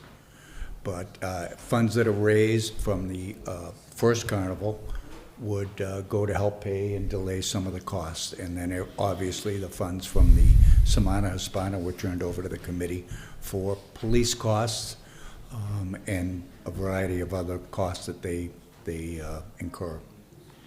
So this year, any conversations around that? Around at least a percentage of the funds? It will be the same percentage as it's been in the past, which was 20%. Okay. All right. And along with that, there was obviously the $10 million insurance policy that was made out to the city and Semana Hispana for protection, and along with a bond, and I forget what the amount was, might have been $5,000, I'm not sure what it was, but for any repairs that had to be done to the park. All right, thank you so much. Councilors, we have two motions, one which is the underlying motions, that is to approve the park for the use of Semana Hispana and the ride from June 10 to June 16, and also to use the festival, to use the park for the festival purpose from June 15 to June 16. Subsequently, there was a motion on the table made by Councilor Plant, which is for Semana Hispana only to use the Companion Park during the June 15 date and also June 16 date, without the use of the equipments. At this point, if it is any other questions, I would like to request a roll call for that underlying motion, for that secondary motion, which is the use of the park from June 15 to June 16. Council President, I have Councilor Levy. I have a question to Mr. Geminudi, please. Yes, Councilor. Okay, Mr. Geminudi, have you been looking on the place that the theater was before? Because I saw that all of the equipment for the ride were over there not too long ago, and I don't know if that is a place that can be used and for the festival and also for the ride at the same time. We also spoke with the owners. They wouldn't allow the beers, the alcohol, because it's a private property. Even though he has insurance, we have insurance, and he said no. I mean, the owners said no. And also for that space, still we go back to being too small once we combine the festival and the carnival. All right, thank you so much. At this time, councilors, we'll call the question for the roll call for the motion that was made by Councilor LaPlante and second by the Councilor Levy for the use of the park and without the equipment from June 15 to June 16. With the amendment also no. With the amendment of no equipment, no rides, so no equipment. No cars also, no, the truck and cars, the grass. No cars, yes, that's gonna be completely impossible because even the Semana Hispana have vehicles that need to get in and out, but no, councilors, the motion was made as is, no vehicles on the Companion Park. So at this point, I call the questions. All those in favor, please say aye. Roll call, please. Councilor Levy. Yes. Councilor LaPlante. Yes. Councilor Luzon. No. Councilor Del Rosario. Yes. Councilor Santiago. No. Councilor Marmol. No. Councilor Reyes. No. Council Vice President Infante. Abstain. Council President Rodriguez. I vote no. What's the count? 3 in favor, 5 noes, and 1 abstention. All right, at this time, I call the question for the underlying motion. All those in favor, please say aye. Council President, I have a question The for ayes have Mr. it. Flynn. Any noes? I have a question for Mr. Flynn. Any noes? I Roll have call, a question please. for Mr. Flynn. Roll call, please. What is Roll call, please. What is the motion? The motion was the underlying motion, councilors. The approval of the Companion Park from the June 10 to June 16, and the motion was called. All those in favor, please say aye. That was called. Abstain. Okay, roll call, please. Councilor Reyes. Yes. Councilor Marmol. Abstain. Councilor Santiago. Yes. Councilor Del Rosario. Abstain. Councilor Luzon. Yes. Councilor LaPlante. No. Councilor Levy. Abstain. Councilor Infante. Abstain. Councilor Rodriguez. I vote yes. What's the count? 4 in favor, 4 abstentions, and a no. The motion fails. Councilors, what is the motion? Council President. Council President, Council LaPlante, I need a motion to get out of this item. We already had it. You failed. Lack of a fifth. What more do you need? That was the final result. The motion to approve it failed. That it failed will for be lack of a another fifth. motion. It fell for lack of a fifth, so I'm asking you to go to the next item, Council President. Councilors, what is council has the spoken. motion?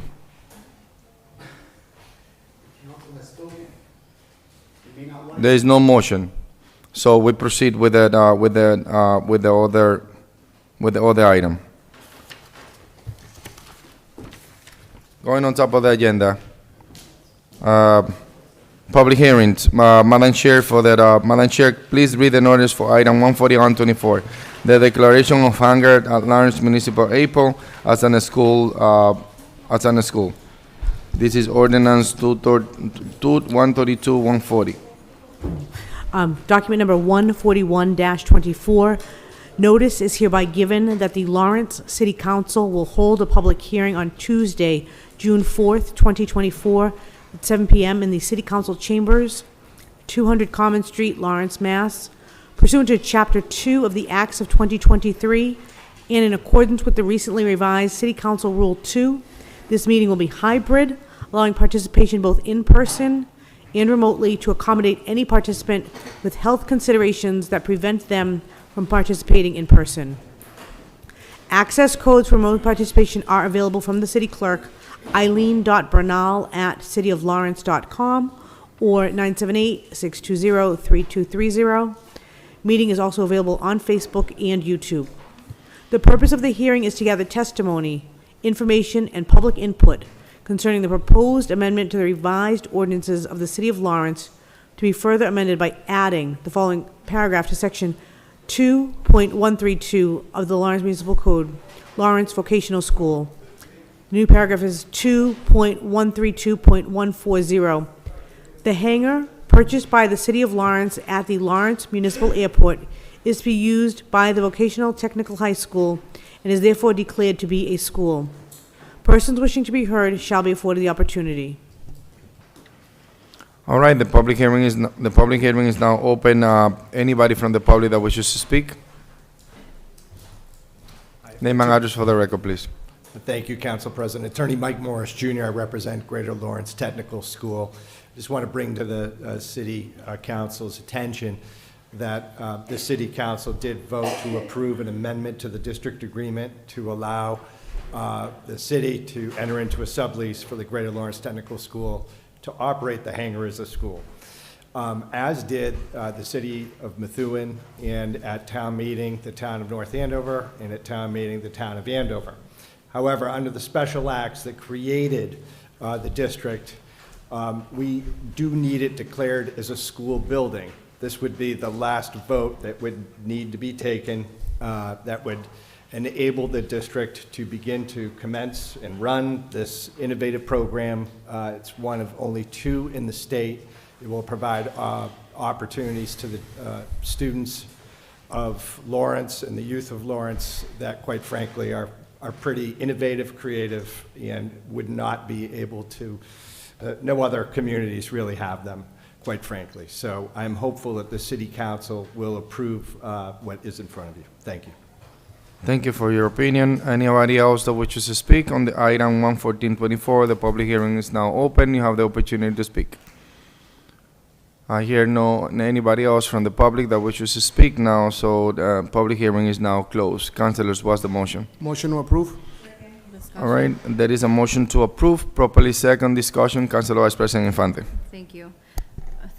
I just want to make a note that the ordinance should reflect the actual name of the school, not Vocational Technical High School, so it could be specific. Also, it says here Lawrence Vocational School. The school's name is Greater Lawrence Technical Regional Vocational High School. I think the actual official attorney. Yeah, can you clarify that for me, please? Yeah, it's been a while. The actual legal name of the school is the Greater Lawrence Regional Vocational Technical High School District. Thank you. All right. So that should be reflected in our ordinance. Councilor De Rosario, do you mind adding the real name to your motion? Sure. It's a friendly amendment by Councilor Vice President Infante. Anybody else that wishes to speak? I hear none. Before we continue, councilors, I would like to recognize the leadership of Councilor Councilor Marmol, before Councilor, a school committee member, Marmol, that actually recognize and lead this discussion throughout the school, so we can have this program with the opportunity for the kids that are timeless and limitless. So thank you, Councilor Marmol, for your leadership on this. Councilors, at this point, I call the questions. All those in favor, please say aye. Aye. Aye. The ayes have it. All right, we're going on top of the agenda. Communication from the mayors, there is none. Committee reports, Budget and Finance Committee, Madam Vice President Infante, from the Budget and Finance Committee. Item 24324. Thank you. Budget and Finance Committee met last Wednesday, and we're going to start off with item 243-24. Mayor Brian A. DePena's recommended budget for fiscal year 2025, brought to us by our CAFO, and I make a motion to order public hearing for this item. Second. Thursday, no, not Thursday. I won't be here. Yeah, I won't be here the 19th, the 20th, or 21st. So the meeting, Councilor, for this special meeting, I'm calling a meeting for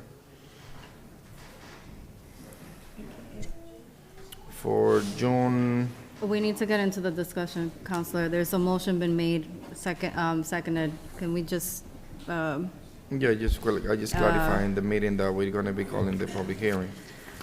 So for the motion, on the 21st and 25. Those two meetings. All right, discussion, councilors? I hear none, to order a public hearing for the specific day of the special meeting, which is gonna be taking place on the 24th and the 25th. Councilors, all those in favor, please say aye. Aye. The ayes have it. Any noes? All right, the special meeting for the budget will take place on the 24th and subsequently the 25th. Two meetings.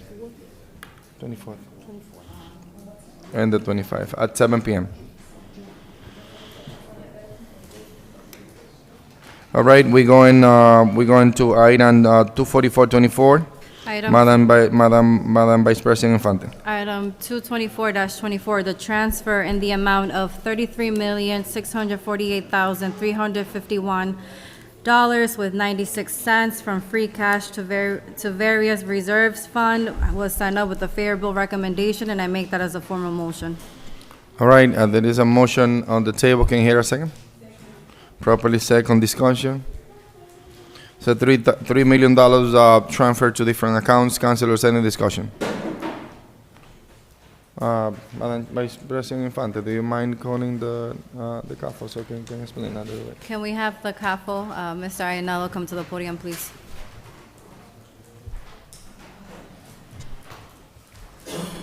Mr. CAFO, provide us an oversight of what is this $33 million transfer. Sure. Good evening, councilors. The $33 million is comprised of 7 or 8 transfers. We're proposing transferring from free cash to the OPEB trust fund, $1 million. That'll increase the balance in the trust fund.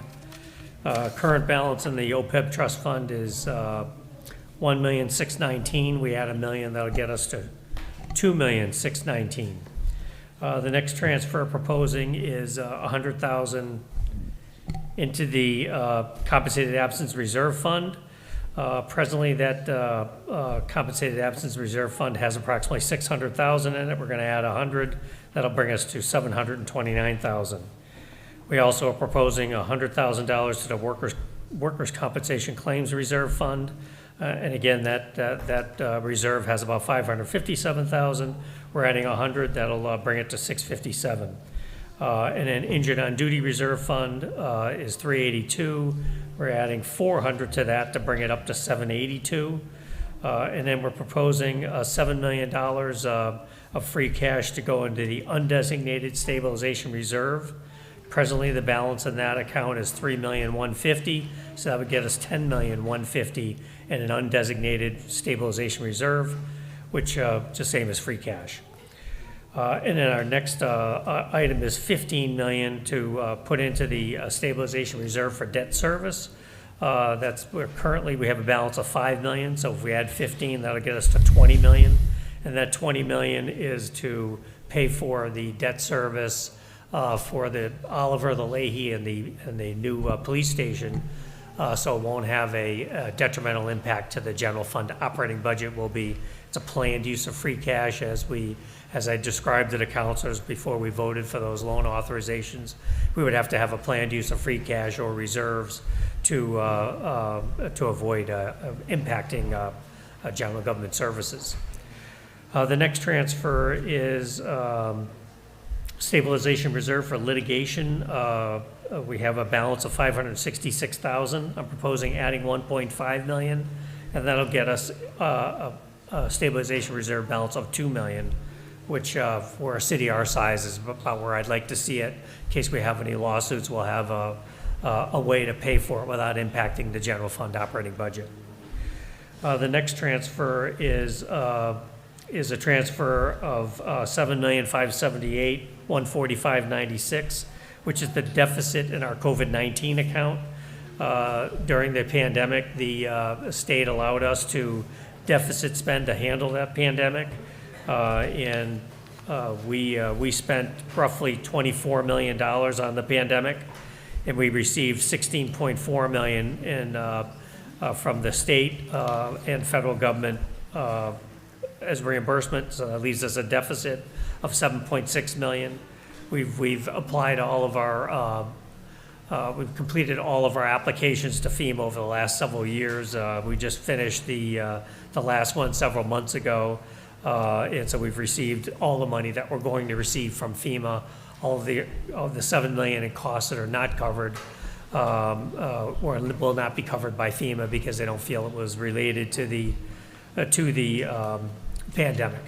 The largest of those expenses was roughly almost $7 million for the to help with our residents go back to work, and it subsidized their child care. That was not deemed eligible under FEMA regulations, so that's primarily a majority of our costs. We did receive most of our costs for police overtime, fire overtime, all the PPE that we bought, the testing site, the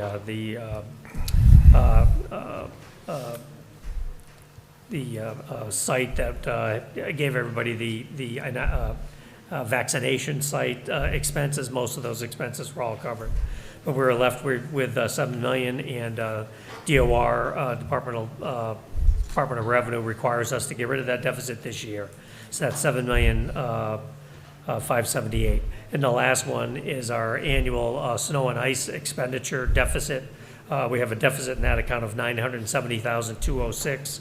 So that'll wipe out the deficit in that account, which we're required to do every year.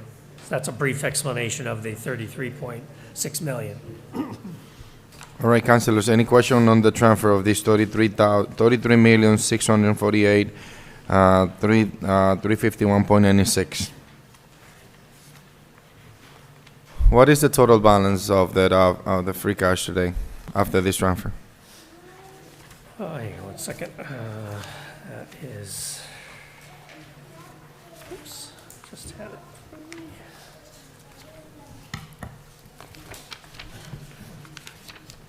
Just had it here. Here it is.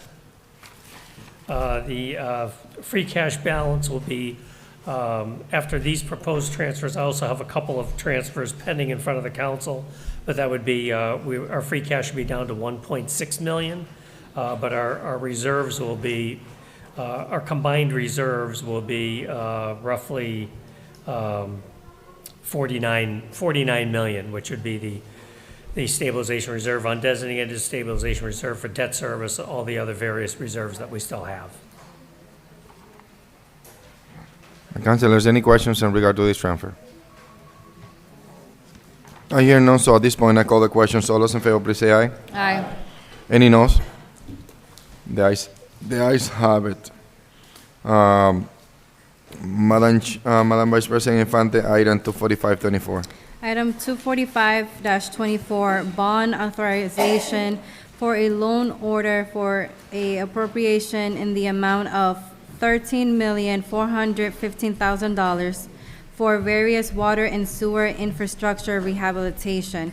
This requires a public hearing, and I make that as a formal motion. There is a motion to order a public hearing, properly second. Any discussion? I hear none. At this point, I call the questions. All those in favor, please say aye. Aye. The ayes have it. Madam Vice President Infante, item 24624. Item 246-24, the transfer in the amount of $40,000 from free cash to special projects account for the GLTS airplane hangar was sent up as a favorable recommendation, and I make that as a formal motion. There is a motion on the table. Properly, Second. can I hear a second? Properly second discussion. I hear none. At this point, I call the questions. All those in favor, please say aye. Aye. The ayes have it. Madam Vice President, item 26224. Item 262-24, the authorization of grants assurances with MassDOT for weather cameras, network connections. That was sent up as a favorable recommendation, and I make that as a formal motion. Just for the record, Madam Vice President, I'm gonna abstain to these next two items due to a potential lack of interest, potential conflict of interest. Thank you. Can you please, Council President, let Councilor Vivian Marmol know that she needs to be here now?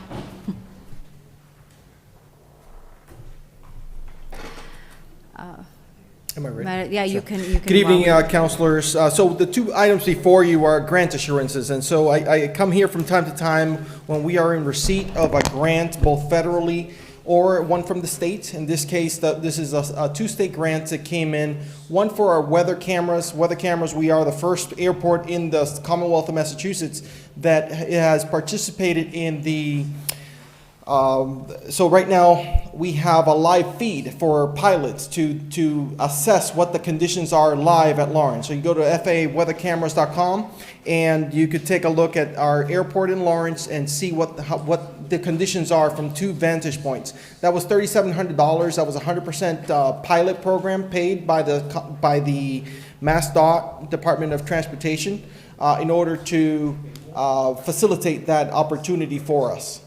And so we were the test cycle. There were some lessons learned in order how to implement it to other airports. And so the guarantee for this assurance is that we were going to make sure that these cameras are going to remain live for 20 years, make sure that we maintain and live by the standards of the FAA. The second grant assurance that we have are gate operators. Those are the mechanisms that open the security gates. They live past the life expectancy. And so with a grant from MassDOT, we were able to replace 5 of those 6 operators in order to address, again, making sure that we have the security concerns. We also there was an accident on Osgood Street where a private owned vehicle hit our fence. That was $17,000 worth of damage. That driver only had $5,000 worth of insurance coverage. The state also participated through a grant to be able to assist us on a 95% cost share to be able to replace that fence, and we're scheduling it tomorrow. We're just waiting for our North Andover police detail to be able to do that. And part of why I am here today is because we need to have these guarantees in before the end of the fiscal year. Thank you. Councilors, are there any questions or comments? Seeing none, all those in favor say aye. Aye. Any noes? The ayes have it. So the next item for the Budget and Finance Committee is item 263-24, the authorization for grant assurances with MassDOT for the installation of security gate operations. The The committee is in favor of this item. At this point, I'm looking for a motion for this item. Motion has been made by Counselor Reyes, seconded by Counselor Levy. Discussion? Seeing none, all those in favor say aye. Aye, and the ayes have it. Thank you so much. Thank you, Counselor. I know the Council President has abstained, but I did have some answers yesterday during the budget process. He did ask a couple of questions regarding where some of those projects. So I recommend for you to touch base with the Council President offline because we Absolutely. just approved it, so. I'm happy. I'm happy to do so. Okay. Thank you, Thank you so Counselor. much. Appreciate it. At this point, we are going into the next ordinance committee. Counselor LaPlante. Yeah, Council Vice President, I'd like to make a motion back to document 24524, a motion to reconsider. I do have a conflict, I just need to make a motion on that. Can I make a motion to reconsider document 24524? Sorry, where is this, 245? That was the bond authorization for water. We just voted on it for a public hearing. Second. There's a motion to reconsider on item 24524, the bond authorization, made by Councilor Plant. There is a second by Councilor Levy. Discussion? I hear none. At this point, I call the questions. All those in favor for reconsideration, please say aye. Aye. Council The ayes President, I'm have going it. to recuse myself from the upcoming vote on that. All right, Councilor LaPlante have recused himself from the upcoming vote. Councilors, there is a, can I hear a motion to, for item to- 24524? Motion to order a public hearing. There's a motion to order a public hearing, properly second discussion. I hear none, so all those in favor, please say aye. Aye. The ayes have it. So we're going back to the top of the agenda with the committee reports.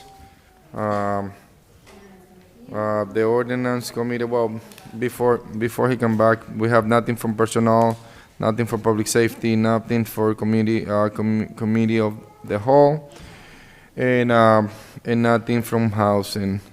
The ordinance committee.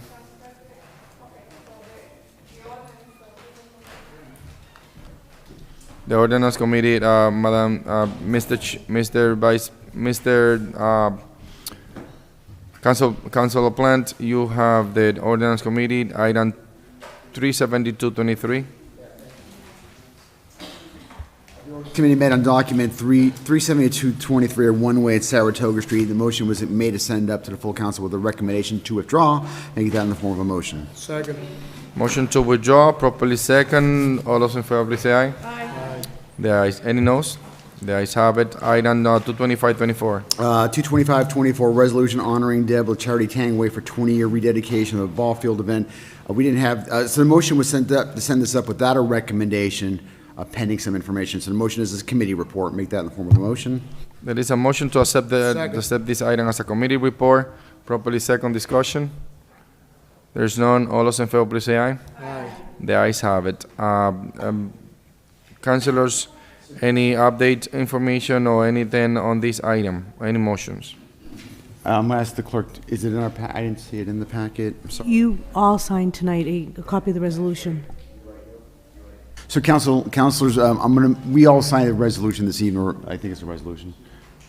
So I'd like to make a motion that we adopt a resolution to rededicate the corner at, where is it? Mount Vernon Park in honor of Deb Charity Tangway for a 20-year rededication. Make that in the form of a motion. Second. Councilor Infante, Discussion. you were the proponent to this. Do you want to say a few words on this? Yes, thank you. The reason for this, so the park dedication, we have a plaque on our concession stand for Miss, La Charity. She was an influential person who, I believe she was the Mount Vernon Softball and Baseball League president or her husband was the president. So she volunteered a lot of time, a lot of her personal time to the Mount Vernon Park. And about 20 years ago, the Lawrence City Council approved this recognition for her. She unfortunately passed away unexpectedly. And and the anniversary of her passing is coming up. I would like to invite, and I will also send a calendar invite to your city emails. The family is the one, we're only doing the resolution as the city council, but the family is organizing a ceremony. The family is also paying to redo. She has one of the baseball fields dedicated to her. The family's purchasing a new sign to hang at that field for this dedication. So yeah, it's going to be a great ceremony. The event is on July 9th of this year, and like I mentioned, I will send everyone a calendar invite if you're available to attend the ceremony. All right, thank you, Councilor Vice President Infante, for your kind word about La Charity Tangay. And at this point, I call the questions. Councilors, all those in favor, please say aye. Aye. The ayes have it. Item 24924. The ordinance committee met on this item, which is a soccer tournament on June 15, 2024 at Burgoyne Park on West Street. That's sent up to the full council with a favorable recommendation, and I make that in the form of a motion. Second. Council Plant, this was for withdrawal or this was for a favorable recommendation? This is a favorable recommendation to grant them the opportunity to have a soccer tournament. All right. Madam Claire? At the ordinance committee level, you had asked me to please confirm with the recreation department if each of the items had been cleared by recreation, and some of them had and some of them had not. This one, they had a conflict for the park. The recreation department met with them and said you can either pick a different day and stay in the same park, or pick a different park and stay on the same day. They didn't want to do either, and they said that at this time they're just going to withdraw and then figure it, from the future. So the petitioner is asked to withdraw the item because there's a conflict. So I'll withdraw my motion, and based on the clerk's follow-through, I'm going to make a motion that we withdraw this document. Motion to withdraw. 24924. Second. Properly second. All those in favor, please say aye. Aye. Any noes? The ayes have it. Item 25324. Sure.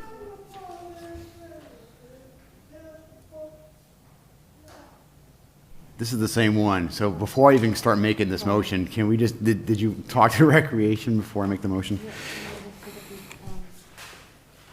Can you just introduce it and then? Sure, this is a provide us motion, information? the city council, the ordinance committee sent this document, which is a evangelization on June 15th, July 27th, and August 31st, 2024 at Rowell Park. This was sent up to the full council with a favorable recommendation pending approval with, and the clerk just gave me the thumbs up, so we apparently have gotten clearance on that. So that's the motion. Second. Motion to approve? Yes. Properly second. Discussion? I hear none, so I call the question. So all those in favor, please say aye. Aye. The ayes have it. Item 25424. City Council, ordinance committee met on 25424, transient vendor license, the Mango Boy Tacos. Was sent this up to the full council with a favorable recommendation, and that's the motion. Second. There is a motion to approve. There's a motion to approve, properly second. All those, discussion? I hear none. All those in favor, please say aye. Aye. The ayes have it. Item 25724. This, I'm going to ask for the clerk as soon as I make the motion. 25724, Actividad Comunitaria, June 8th, 2024, Campagnon Common. Ordinance Committee met and sent this up to the full council to adopt, to issue a permit and make that in the form of a motion. And that has gotten clearance from the Recreation Department. Second. There's a motion on the table to approve Actividad Comunitaria, June 8th, at the Campagnon Common.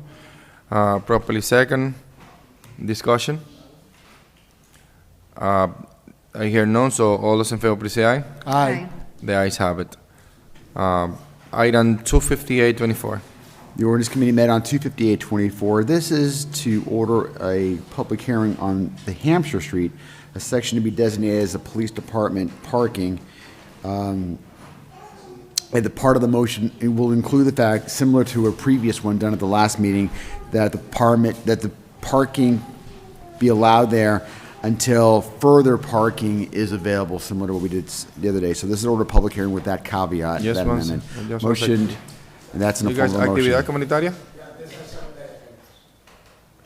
Actividad Comunitaria? Councilors, this is coming up, and I guess that a waiver of the 30-day will be effective for item 25724. Can we go back to item 25724 before we do 258? To waive the 30 days? I'd like to make a motion that, 25724, that we send this up to the full council to issue a permit and to waive the 30 days. There is a motion on the table for item 25724, which is the waive, to include the 30 days waiver. Properly second, all those in favor, please say aye. Aye. The ayes have it. Thank you. Item 25824, Mr. Chair from the Ordinance Committee. So, as I was saying, so 25824, this is a total public hearing. This is on Hampshire Street, a section to be designated by the police department for parking for their purposes. And similar, we amended it at the ordinance committee to include the caveat of until such time as there is further parking in that area, a parking lot of some sort, just like we did a couple weeks ago. So the motion is to order a public hearing with that caveat. That's the motion. All right, there is a motion to order a public hearing on item 25824, properly second. Any discussion? I hear none at this point. I call the questions. All those in favor, please say aye. Aye. The ayes have it. Mr. Chair from the Ordinance Committee, item 26024. Ordinance Committee met on this item. This is a health and wellness fair, July 18th, at the Campagnon Common, and the hours are adjusted from 10 a.m. until 2 p.m. on that day. And this was sent up to the full council to approve and make that in the form of a motion. Second. All right, there is a motion to approve, properly second. Any discussion? I hear none, so at this point I call the questions. All those in favor, please say aye. Aye. The ayes have it. Item 26124. Item 26124. I got you. 26124, a resolution honoring the Silverio family as the recipients of the 2024 Arthur Dangler History Award presented at the Lawrence History Center. It's been sent up to the full council with a favorable recommendation, and we do have the resolution here, and I make that in the form of a motion. There is a motion to approve, properly second. Any discussion? All right, all those in favor, please say aye. Aye. The ayes have it. As we discussed, no personal committee, no public safety, no committee of the whole, as well as housing committee. Going on top of that agenda, all business councilors, we have item 1324, which is the authorization to spend $27,500 for the calling grant from the Commonwealth of Massachusetts. Elderly Gonzalez, the Recreational Department, to modify the grant to $29,725, which I believe is the correct amount. Adelaide, do you have, Adelaide Gonzalez, do you have anything on that? But before that, councilors, we need a motion to reconsider the vote to allow the modification amount to be granted. So move. So there is a motion to reconsider, properly second. Any discussion? I hear none at this point. I call the questions. All those in favor, please say aye. Aye. Any noes? The ayes have it. Councilors, what's the motion? Motion to approve. Motion to approve for the total amount of $29,725. Properly second. Discussion. I hear none. Do you want to add anything when it comes to this item? Anything else? No, I just wanted to add that the reason why we had to come back, when we first applied for the grant, it was for low-income communities, and that was the right amount of $27,500. But what happened was the state actually gave us more instead of the right amount, so that's why we had to come back and do that. We are gonna, now that it got approved, we are gonna go ahead and order the misters for the parks, and they should be here in 4 to 6 weeks, and then we'll start working on them, and hopefully we have it by the end of the summer. But all right. No promises, but that's what we're hoping for. All right. All right. All those in favor, please say aye. Aye. The ayes have it. Thank you. Councilors, we have item 3124, which is the review and update models travel policy for ordinance 2140 to 240. Octavian Spanner, the senior advisor, put this item together. We voted we voted last meeting, I believe, and that's for the purpose, and the mayor vetoed it. So We need to, a motion to reconsider. And essentially what's that, was the question is, the mayor sent us limited amount of information as to why they veto it. But the intent around the discussion was to have limits on the hotel prices, and the recommendation from the CAFO was taken. The mayor vetoed this item under the impression of not having the cap for the hotel, and now we have the duty to maintain the veto or override the mayor's veto. Councilors, what's the motion?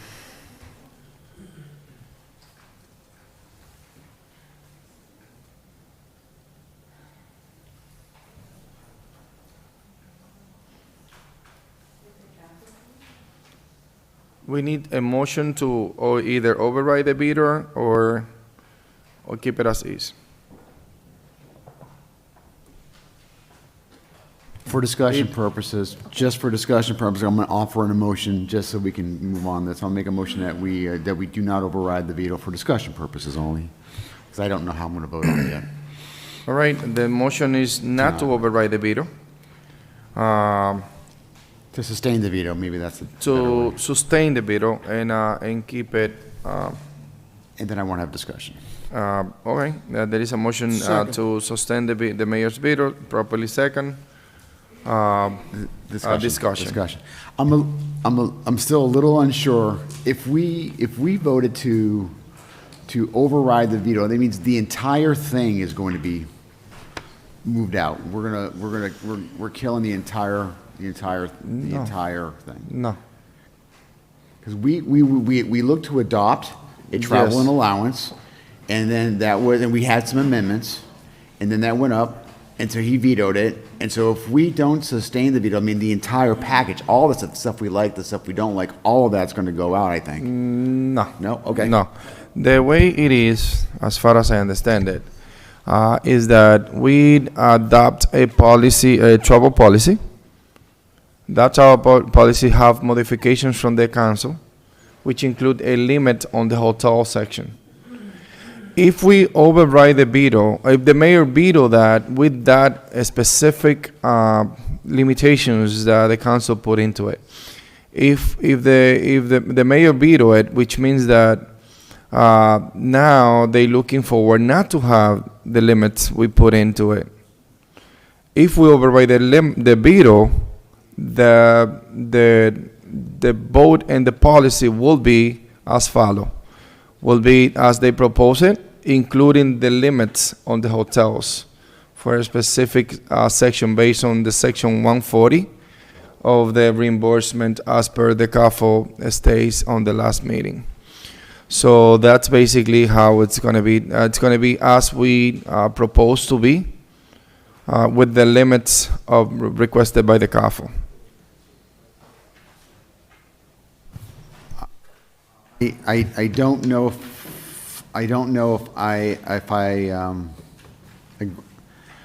if that's something I agree with. I'm looking at the veto language. Resubmit for reconsideration to the Lawrence City Council based on requirements that all city employees upon travel must submit copies of all receipts for reimbursement requests. Yes. That's the veto message. Yes, that's correct. Which means that if they, any employees that went over to a 5-star hotel and they submit a copy of the receipt of a $3,000 per night, we're going to reimburse that $3,000. And the way that we approve it, it was that we have limits on that, based on section 140, I believe it was the section that he mentioned, the CAFO mentioned, that he have limited amount of reimbursement on the hotels section, and that's why they veto it, or the administration veto it. But, so here's my concern. In other forms of government, you can line item veto things. If this was the federal government or the state government, I'm not sure about the state government, but the federal government, the president can go ahead and he can say, I don't like this provision, I don't like this provision, I don't like this provision, but most of the provisions are going back. The Congress then looks at those 3 different provisions that he vetoes, and they have an override on those particular ones. Everything else stays. I don't think that happens in state government, although I'm not completely sure, and I'm pretty sure we don't have that provision in local government. We don't, there's not a line item provision saying, I'm sending this back with this. He's sending us back why he's vetoing it. I think that if we were to make the changes as he's requested, he would support it. I think that's where it's going. So that's where Well, my essentially, confusion is. that was the biggest difference between the 2 bills. The bill they sent, it have no limit on the hotels, and the bill we sent to him and he veto have limitations. If we override and overturn the veto, and the way that it's going to stay is that we're going to have limit on the hotels. If we overturn the veto, that's what's going to happen. If we do not, and then the entire bill is gonna die, and eventually they're gonna propose something new. But what I'm scared of is that essentially basically the previous policy is gonna stay in place. The previous policy we have in the city of Lawrence, the one that they're trying to modify to have no limitations on some aspect, and we indicate limitations in the bill that we sent to the executive branch. So essentially, by overriding the veto, we have the new policy, including the limits on the hotel section that we impose. Councilor Levy. But what also setting here is employee upon travel must submit copy of all the receipts. That is why they Yes, did it. that's exactly what for it is. reimbursement request. So if I do not submit all my receipts, okay, so they are not going to give me the reimbursement. They are not saying over here regarding hotel. It's like we have to submit every single receipt that we spend on any travel. That's the current policies. Any policies that we have for travel include that you need to submit the receipts. That's the policy they currently have. The new policy that we're trying to adopt, any policy have that include. The only difference is that on here we impose limitations on the hotel rates, and obviously what they saying on the writing on there is that regardless of the rates, if you as an employee proceed to submit receipts, and then the city should reimburse you without the limitations. Sure. Can we send this to the mayor back and ask for clarification? No, it's a veto that we have to, in the next meeting, that we need to take a vote to override the veto or not to override the veto. If we don't take a vote tonight, with a majority vote by 6 votes, the veto stays. We cannot go back and forth on the veto situation. Thank you.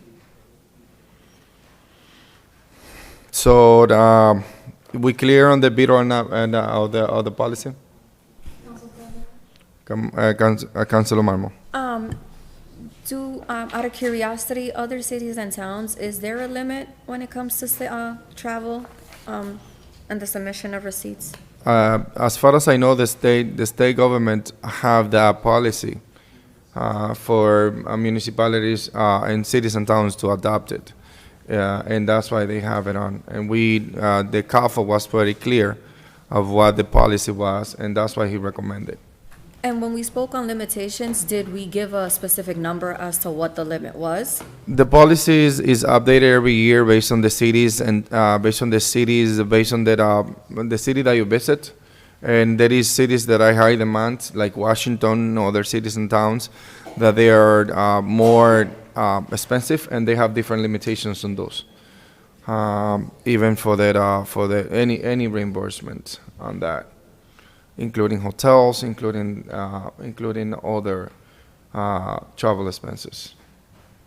So essentially, it's around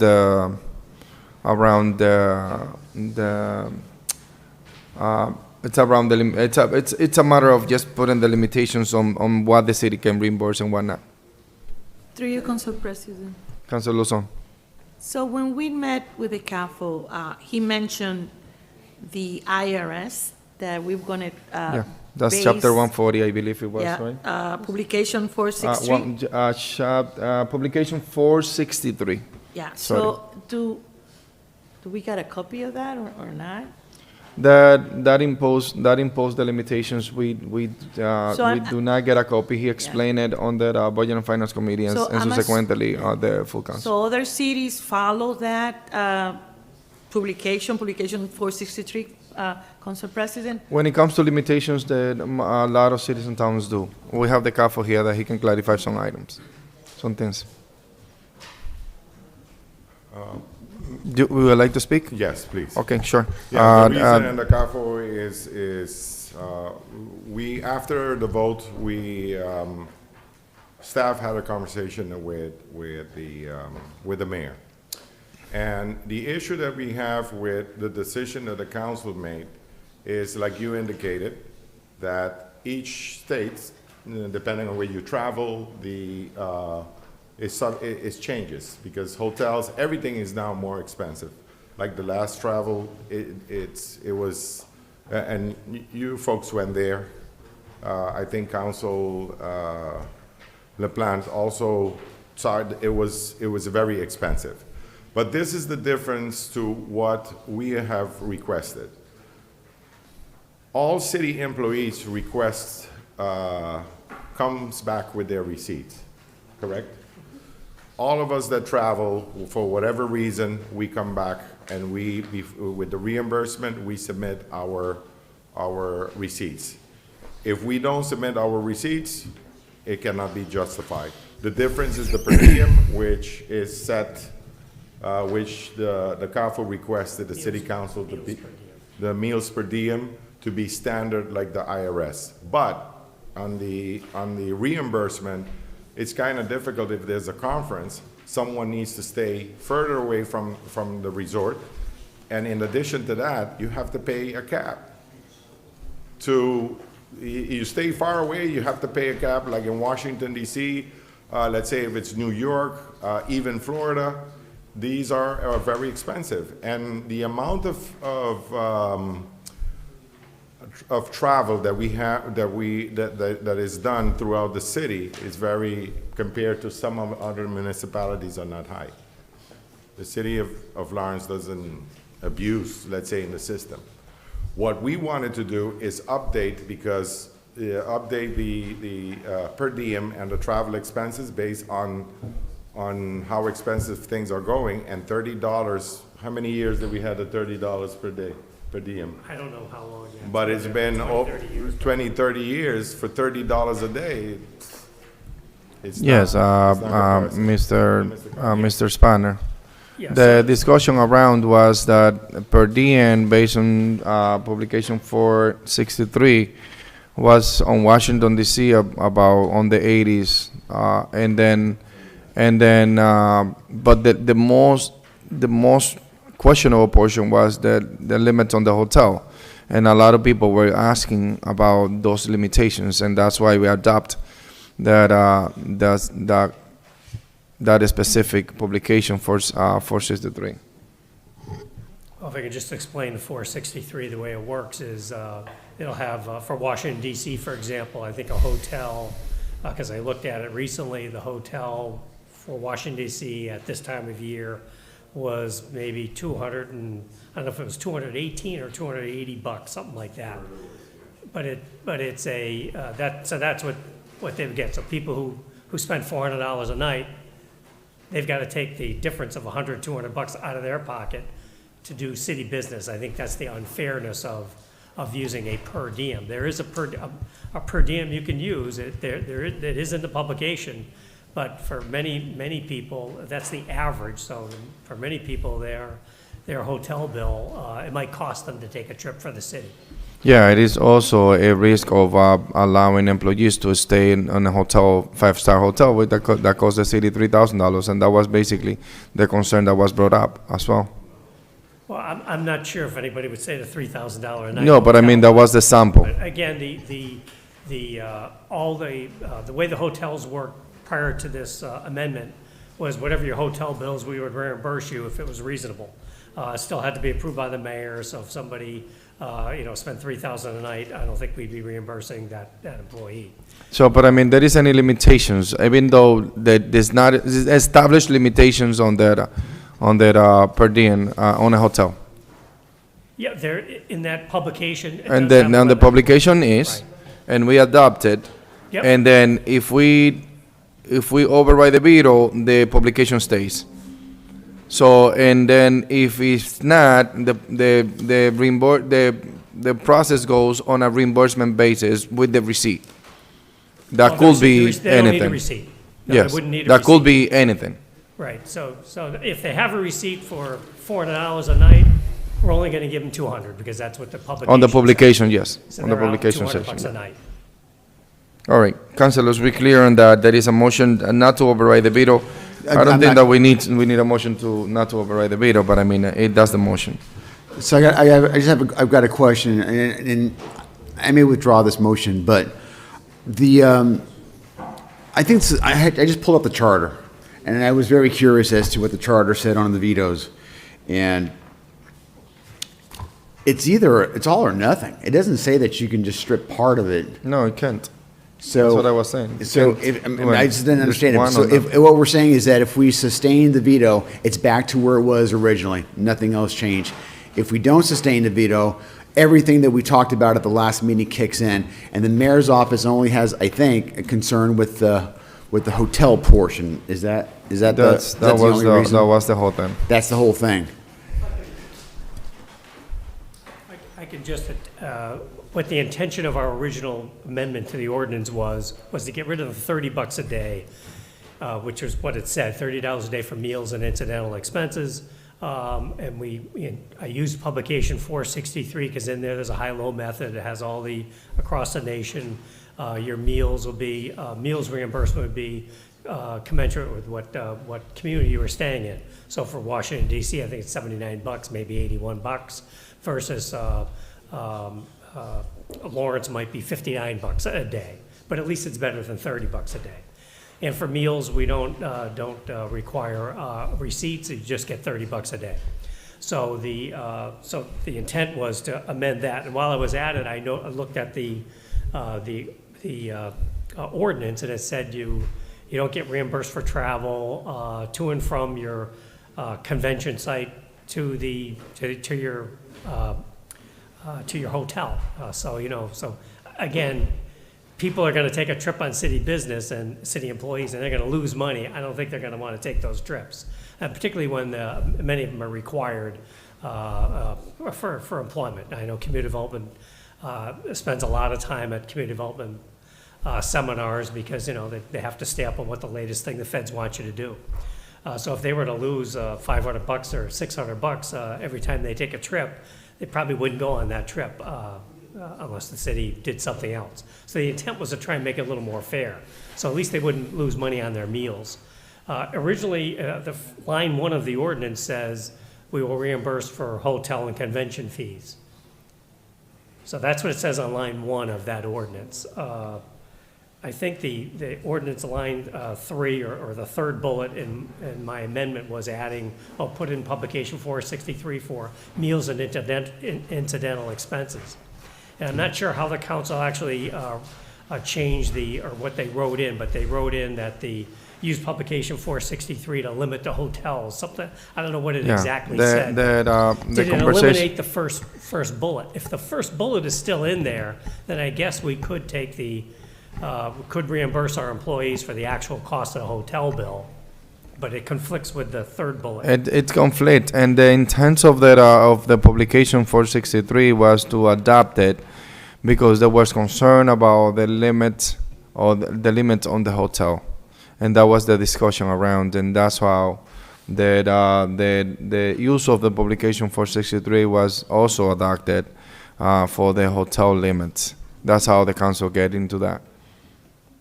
I'm gonna withdraw my motion. So there's a motion. The motion been withdrawn. Second. No, you don't have to second. No, not for the withdraw. Been Now there is a motion. There is any other motions, councilors, and We either take a motion to override the veto or not to, or just stay as is. Make a motion to?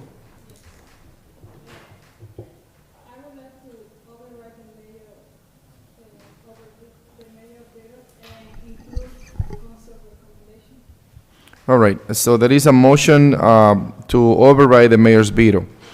It is in order. Can I hear a second? Second? Properly second. Discussion. Councilor Marmo.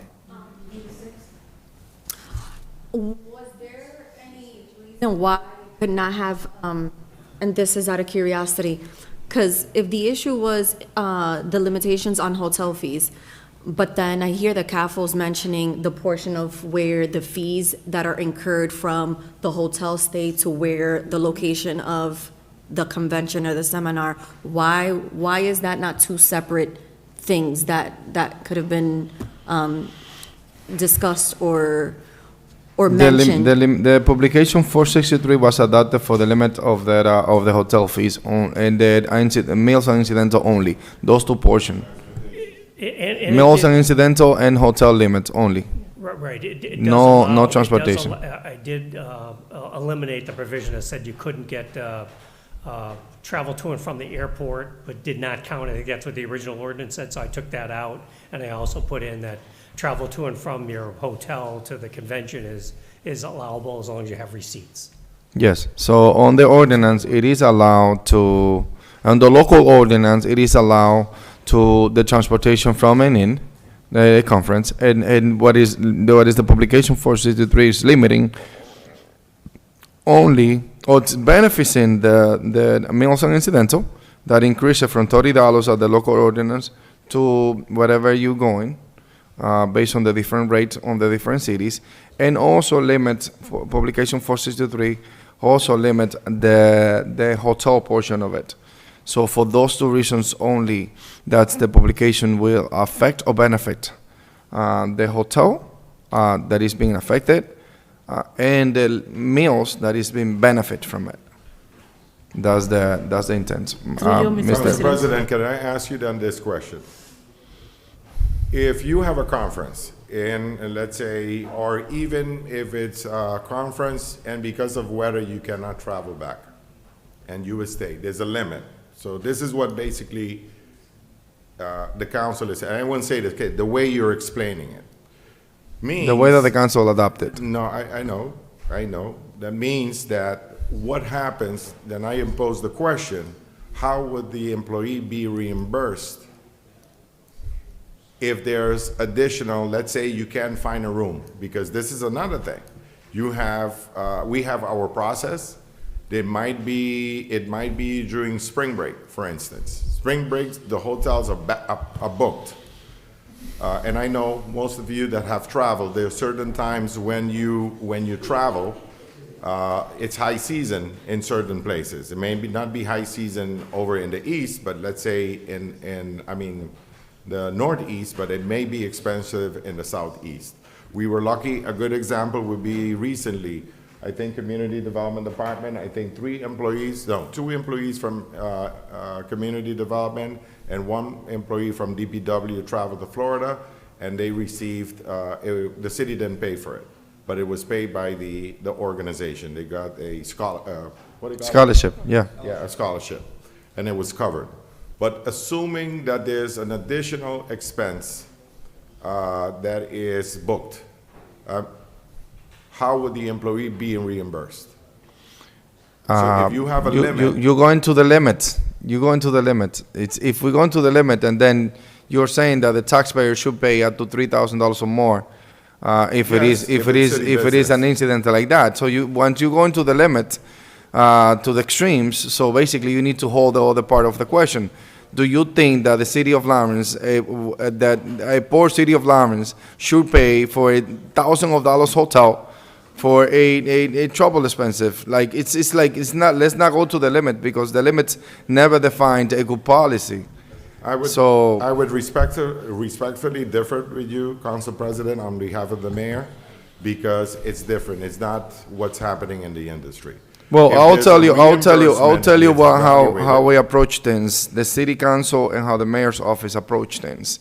We went to the same conference in Washington, and you guys stayed for 3 days, and we didn't stay for any days. We came back and forth the same day. So that's how different, we see different things.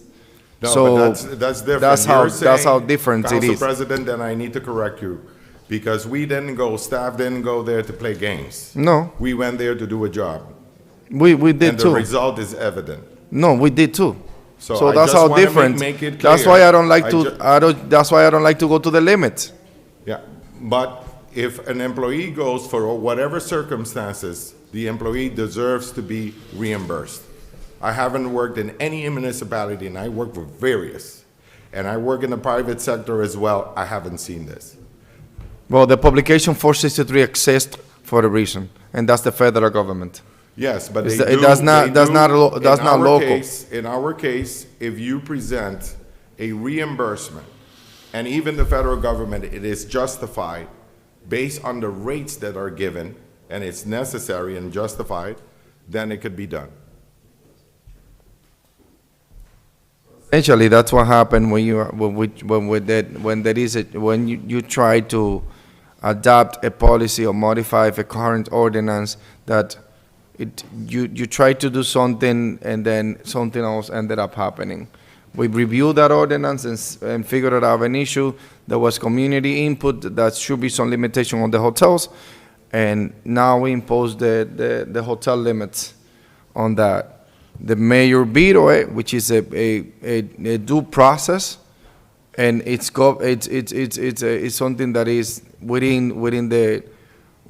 in order for the mayor to veto it. The council now have the opportunity to override the veto and maintain the policy as it was adopted if the vote goes successfully. For that, to override the veto of the mayor, you need 6 votes, and it is important to recognize that the limitation of publication 463, it's only on the hotels and on the meals that is increasing. All right, councilors, at this point, any other questions? I just want to make a comment.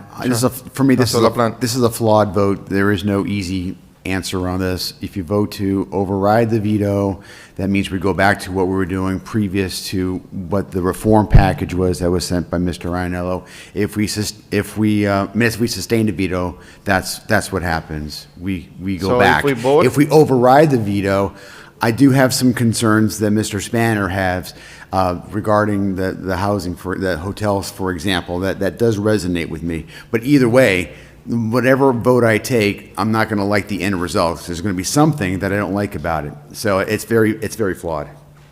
All right, and if we override the veto, just to be clear, the publication 463 take place on the meal and also on the hotels limit. Everything will stay the same as the previous ordinance. If we vote no on the veto, or to override the veto, and then the ordinance that we used to have before with the limit of the $30 on the meals will stay. All right, councilors, at this point, if it is any other question or concerns, the question in front of us is to override the veto, which publication 463 take place for those 2 limits that I just expressed.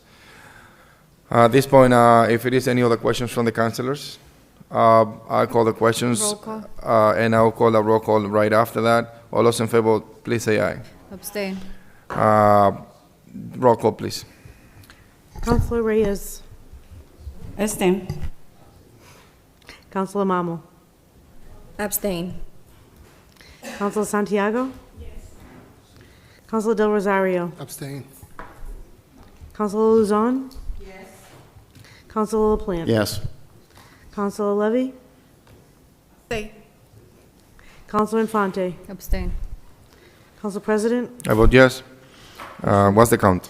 Motion fails for lack of a fifth. There's 4 in favor. All right, we need 6 votes. Motion fails, so that, and the way that it's gonna stay is that $30 in the mill, or whatever it is, that it was before, and the travel expenses are gonna stay as before. Someone on the prevailing side. Well, there's no prevailing side. There's no problem inside. So now the item that we have in front of us is item, Council President, we have somebody who's got a small family they got to take care of, and I just want to get them all under old business. Where's my motion? Can we take out of order document number 25624, a transient vendor license? They're here tonight. 25624, Under old which is business. the transient vendor Yeah. license, Martha's Hot Dogs. We're going to need to have a motion to discharge this out of committee, and then make that motion. Second. So we need to pull it from committee. We need 6 votes for that. It's motion on the table, properly second discussion. Discussion. Councilor Vice President Infante. Thank you. Can the chair provide the reason of why we need to pull this out of committee? The ordinance committee's been very good about making sure that everybody's paperwork is in before we adopt anything. In this particular case, the paperwork was incomplete and was not sufficient. And so we asked the petitioner to go ahead and to get us more information, which I have here. I was just given this, but we should. But I have the document which talks about the licensing fees, et cetera, on this, and date of expiration. I can send this around. I just got this. But at least they have more information than they had previously, and so that's why we're discharging it. All right, Council Madam Vice President? Thank you. So is there a reason why this cannot wait until the next ordinance meeting? Is there a time frame for this? There were members of the ordinance committee who did not want to delay this and wanted to move this up more quickly, and so that's. So the question will be around, did you guys send it to the full council? We did not send it to the full council.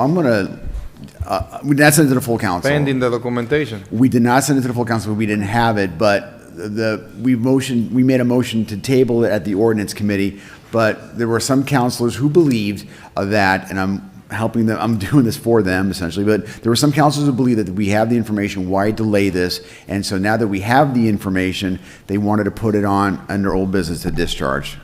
Great, so the Council same Vice President counselors. Infante. Thank you. So the same counselors of this committee, including the council chair, the committee chair, when I needed my colleagues' support to move an item forward that we had all the information for, my colleagues decided not to support me on it. And now, and this particular item was indeed missing information that the committee has not yet reviewed, and now this committee thinks that this is appropriate to take out of committee. Council President? Madam Vice President, what was the item that you're referring to? And, So, the Thriving Act, Federación de Comerciantes. okay, And gotcha. the council chair, the chair of the ordinance committee was the biggest proponent of not removing any items from the committee level. I'm just, this council picks and chooses when they. Not this council. Some people. I'm going to Through generalize you, it. Mr. President. This council picks and chooses when it's appropriate to move things forward or not. When particularly, in fact, this item was missing some things, and now they deem appropriate to withdraw from committee level. All right, you done? Yes, Council All right, President. Councilor Rosario. Thank you, through you, Council President. The lady was here with all the information, and the inspection service did not provide us the information that she needed. She had proof on her hands that she paid it, that she had everything, but on our documents that the inspection department missed to print the correct documents. That's what the issue was. I sent her back, because it was a Tuesday. I sent her back up to inspection services, because it was before 7. She actually got that information, but I asked her to bring it printed to us, because she had it in her hands. That was the only issue. I mean, it was late Tuesday when she went upstairs, and what we suggested was for her to bring back the information to us, or inspection service to reprint the whole information, because they misprinted it. Council President. What we had, they misprinted it, and I mean, she was here throughout the whole process. Got you. And the only thing was there was other vendors here with all the information in there, and we approved them. She was the only vendor that somehow the inspection service did not print the correct information. So what you're saying is it was a city issue? It was not- a city, I can say it in the public record, it was a city issue that did not print the correct information. And we put them, basically, we put them in hold until we got the right information, not to And- make an assumption that she had it. I mean, she had it in her hands, but we didn't have it in our package. So- Because they didn't print it correctly, and that's what, Councilor Rosario, so next time you send it over pending some documentation, and that way we can have it here, and then information get provided at this level. Councilor Reyes. So my colleagues covered what I want to say. So in the past, we can pull it off from the committee and moving forward. She be present, she bring the whole documentation. We have a lot of challenges because we don't have interpreter from our committee. So she cannot spread by herself what she want to express because she bring the whole documentation with her. And I want to ratify, she be here, she be present to the whole process, and we need to moving forward her proposal. Councilor President Vice President Infante. Thank you. I'm hearing my colleagues, and I understand that there was a mistake at the city level, and information was needed. But the same individuals, the only thing that I was missing was a lack of quorum. My committee had all the information, had everything, but this, and I'm going to generalize it, this council decided to play politics. No, Madam Vice President, just remove those words out of the record, please. Can you please remove those words? I'm removing those words out of the record. All right, any other councilors that wishes to speak to remove these out of, pull it off from committee?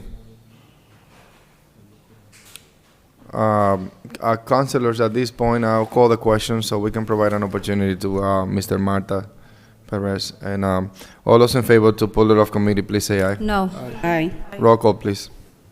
Councilor Levy. Yes. Councilor LaPlante. Yes. Councilor Luzon. No. Councilor Del Rosario. yes. Councilor Santiago. Councilor Marmal. Yes. Councilor Selena Reyes. Yes. Council Vice President Infante. No. Council President Rodriguez. Yes. Motion carries.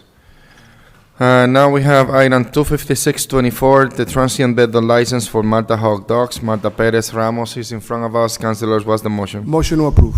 Okay. There is a motion to approve, properly second discussion. Councilor Vice President Infante. Oh, you No. didn't- okay, sorry. I thought that you were asking. Almost, I think. All right, I just want to open up the floor for Marta Perez to explain to us a little bit more about her business and what she does. Just name and address for the record. Marta Hot Dog 49 La High. Marta Hot Dog 49 High Street. Marta, just tell us your experience around this application, how you feel. Marta, por favor, díganos referente a su experiencia con el proceso de aplicación para este permiso. ¿En los trámites? So you mean, Yeah, in general. Ok. Que yo pagué una amiga mía a hacer la licencia de comida en línea, porque aquí ellos no me quisieran ayudar en eso. Yo tenía que pagar una persona de Boston por línea. Entonces, tengo la licencia, tengo el permiso y todo. Y yo no sé por qué me están poniendo. Yo tengo apenas, el año pasado yo vendí, pero no mucho tiempo. So, este año yo quiero empezar a vender. Yo tengo todo ya ready. Yo tengo aquí el pago todo que me dieron aquí en la City Hall. Okay, gracias. Gracias, señora Perez Ramos. Councilors, any other questions around this item? All right, at this point I call the question. All those in favor, please say aye. Aye. Any noes? The ayes have it. Thank you. Gracias, señora Marta. Entonces, ¿fui probado? Sí.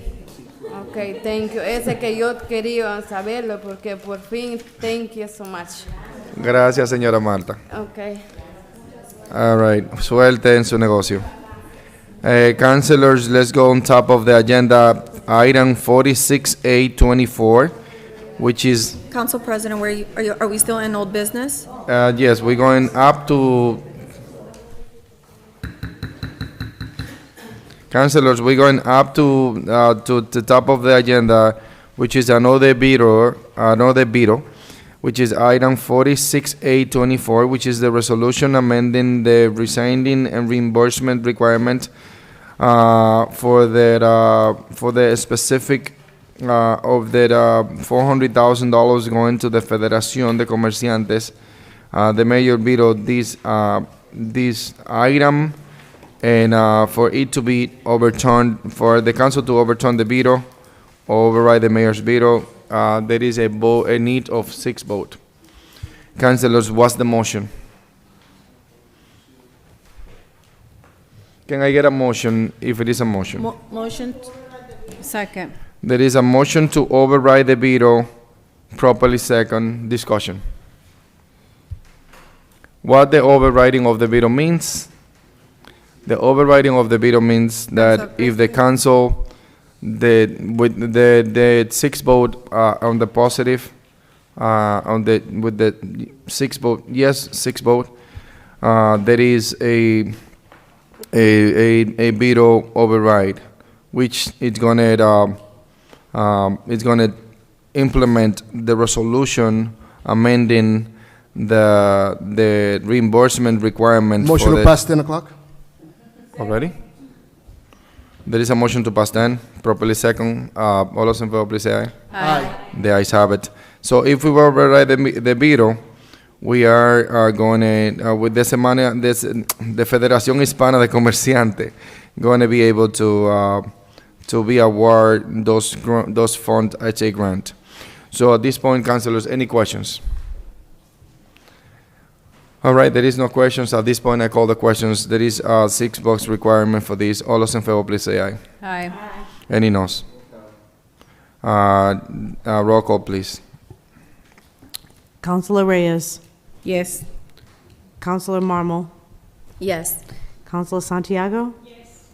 Council Del Rosario. Abstain. Councilor Luzon. Yes. Councilor Mark LaPlante. No. Councilor Levy. Councilor Vice President Infante. Yes.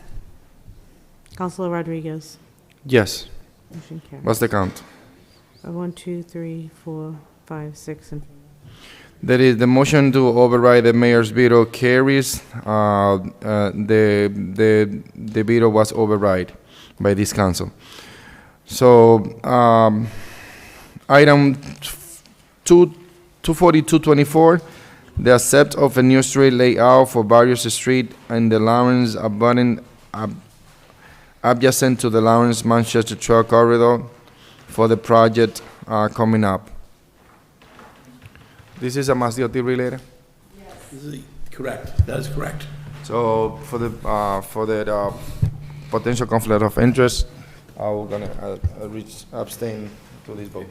And I'm unclear if I have a conflict, out of due diligence, I will be abstaining, even though I don't think that's true, but.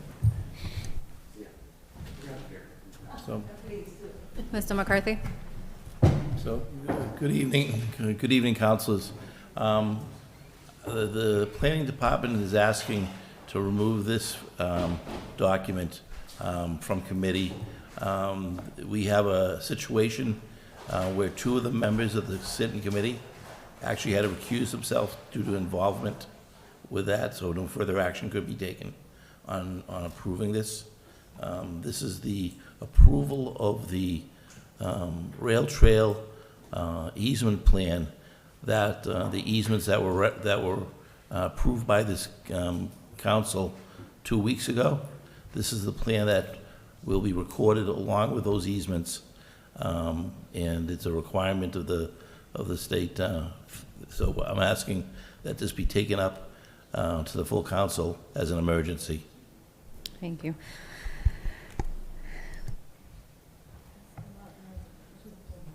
Okay. Councilors, we need the 6 votes to pull this out of committee. Madam Chair, Madam Clerk, can you do a roll call? I'm sorry, can I please have a motion to pull this out of committee? Motion has been made by Council Marmo, seconded by Councilor Reyes. Discussion? Seeing none, Clerk, can you call the roll? Councilor Levy. Yes. It's noted that Councilor LaPlante has recused himself. Councilor Luzon. Yes. Councilor Del Rosario. Yes. Councilor Santiago. Yes. Councilor Marmo. Yes. Councilor Reyes. Yes. Council Vice President Infante. Yes. It's noted that the Council President has recused himself. And what is the count? 7 to 2. 7. Affirmative, it passes. Motion carries. At this point, Councilors, I'm looking for a motion for this. Motion to approve. Motion has been made by Councilor Del Rosario, seconded by Councilor Levy. Discussion? Seeing none, all those in favor say aye. Aye, and the ayes have it. Thank you so much, Thank you.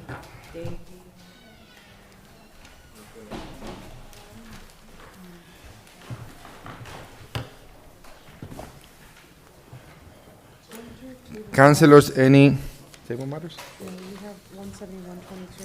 171? 171? The one to the planning director position. Okay.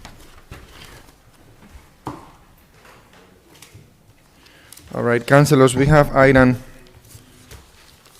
out of the table matters, we have item 17122, which was request to be removed out of the table matters.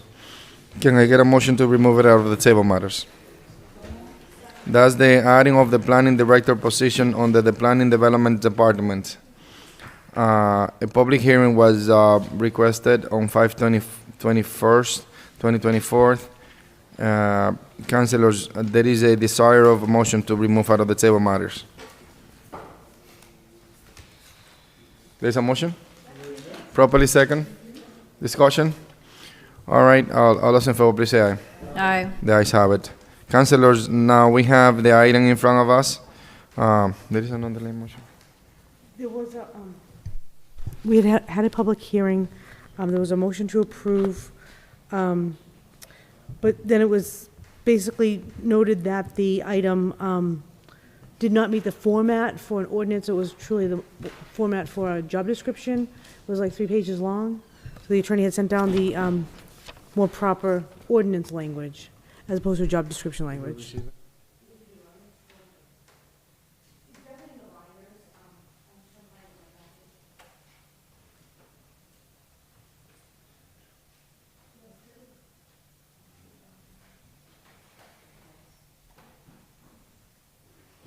Councilors, give them 1 second so we can go over this item again.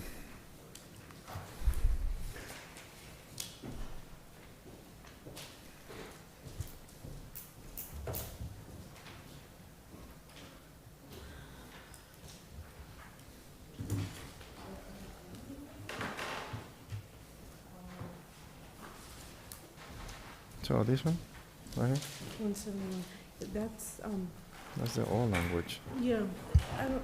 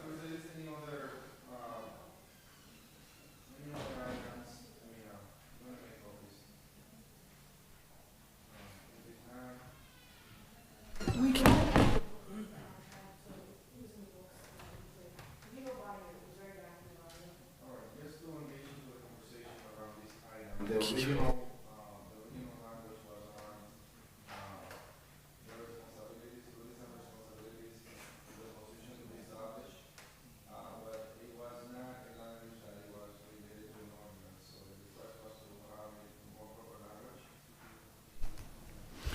The request was to have a more proper language for the publication as well as the ordinance. And the intent of the administration is to add the planning director position under the planning and development department. Any questions around these, councilors? While we're still waiting for the information. Council President, I don't have a question on that, but just to facilitate some of the stuff, I know that we have the airport director here, who I believe has a late file, just to get We're him gonna out. have to table this item and then come back. Only We can- because we can we're have a waiting. motion. I can We make a have a motion to motion to table table. this item. All right, there is a motion to table 17122, properly. There is a motion to table item 17122. Until they get everything ready. Can I hear a second? Properly second. No discussion on the table matters. All those in favor, please say aye. Aye. The ayes have it. Items. Councilors, we have also, under the new business, a few items that we're gonna have to take it as an emergency.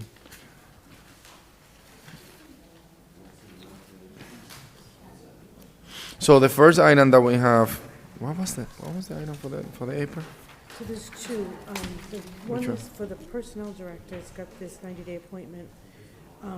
He's got a authorization to transfer retained revenues. That's not even on your agenda because it came in like at 6:45. And that's related to Masiotti? Oh, I don't know. So she- He's here, we can ask him. All right, councilors, we have two items to be added to the agenda and be sent subsequently to committee. This is item 19124, which is the add an item to the airport, which is the authorization to transfer retained revenues of the amount, for the amount of, Director, do you have the amount, specific amount? $40,080. Yes, add. $40,080. Councilors, to add this item to the agenda, we need to declare as an emergency, and the purpose will be to be sent to the committee. Councilors, can we get a motion to add this item, to declare this item as an emergency to add it to the agenda? So move. There is a motion on the table, properly second. Discussion. The item 29124, that's what's gonna be. The last one, the very last one. So it's gonna be added to the agenda. Any discussions on this? I hear none, so all those in favor, please say aye. Aye. Any noes? The ayes have it. Now this item has been added to the agenda and it will be referred to the Budget and Finance Committee. We also have the item 28924, which is the extend the 90 days appointment of the acting chief of police, Melix Bonilla. We need to declare this as an emergency to be able to add it to the agenda. Councilors, can I get a motion to declare this as an emergency? There is a motion to declare as an emergency, properly second. Discussion. I hear none. I'll definitely appreciate these items. All those in favor, please say aye. Aye. The ayes have it. Now, councilors, this item will be referred to the Personnel Committee. We also have item 29024, which is the old gold and second-hand dealer's license, Baticuevas Jewelers LLC, 205 Broadway Street. We need to declare this item as an emergency to be added to the agenda. Councilors, can I get a motion to add it to the agenda? There is a motion to declare as an emergency to add it to the agenda. Properly second. Discussion. Discussion. I'm just Councilor curious. LaPlante. We've been, and I don't have a problem with this. Is there a timing that we're missing? Is their license expiring? Is that what's happening? I just don't know why we're I declaring believe it. that is a time limit when it comes to the, they're going to be opening up at the end of the month. Yeah. And they are requiring for us to take a vote to be able, for them to be able to start creating jobs and producing work when it comes to their business. So you guys currently renting? Yeah, so good evening. Jose Rosario, 60 Island Street. So basically the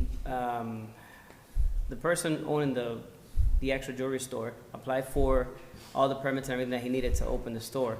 It wasn't until today, actually, when we went to meet with Scannon, Officer Scannon, to give him the clearance on the Corey and the license to to buy gold and whatnot. When we came back to the city clerk to drop off the paperwork is when we were made aware that he actually needed to come before you folks, for a decision before opening, when he had everything already pre-programmed and scheduled to open. So at no given time from the beginning, May 8th, when he first applied, was he told that he needed to.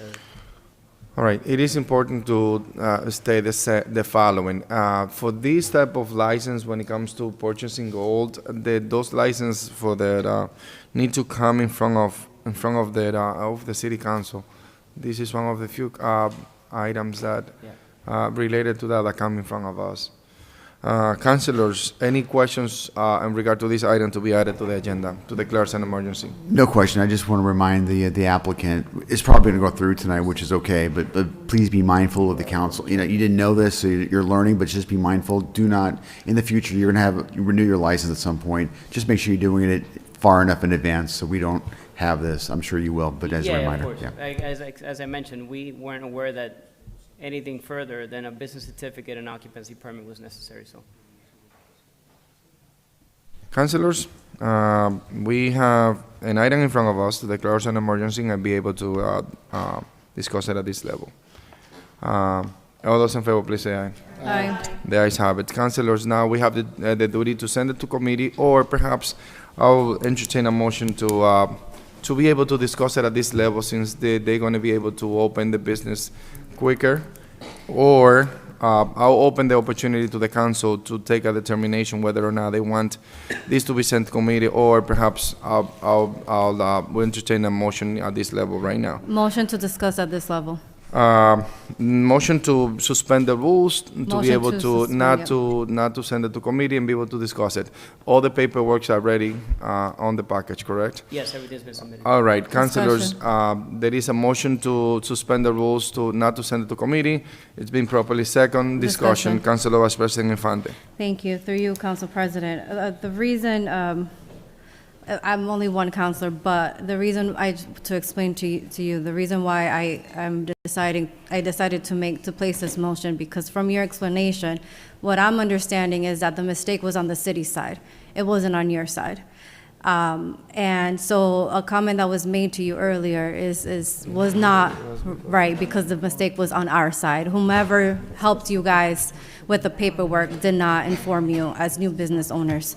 So to fix that, I feel the need that this body should help out a little bit more and discuss it at this level due to the mistake. But. All right, thank you. Councilors, any questions or concerns about not to send it to committee and suspend the rules? I'll comment on that. Comment, Councilor LaPlante. Sure. So I'm not going to be voting in favor of it this evening. I understand why some councilors are saying what they're saying this evening. I get it. The message has been sent, and I told it through the council president. I understand. However, I will just say that you're still going. If we send this to committee, there will be nothing that's going to not allow you to get it started at the time you want to get it started, because it will be sent to the committee. We will have a chance to have it through its regular process, and then we will go through it. So I'm not that I don't want it. I think at the end of the day I shall support it, but I'm not going to be supporting it, this motion to move it on without doing our regular job like we're supposed to. Once we start unraveling this, it just becomes easy just to do everything here. And I don't think the council really wants, frankly, if we follow that to its logical conclusions through the council president, I don't think that's what we want. Okay, I understand. Thank you. All right, point well taken, Councilor LaPlante. In the meantime, this council have the opportunity to suspend the rule if they desire. Motion to approve. Motion to suspend the rules, properly second. No, wait, we haven't get there yet. There's already a motion. We need to vote on the motion to suspend the rules. Press. All those in favor, please say aye. Aye. Any noes? No. Roll call, please. Councilor Reyes. Yes. Councilor Mamo. Yes.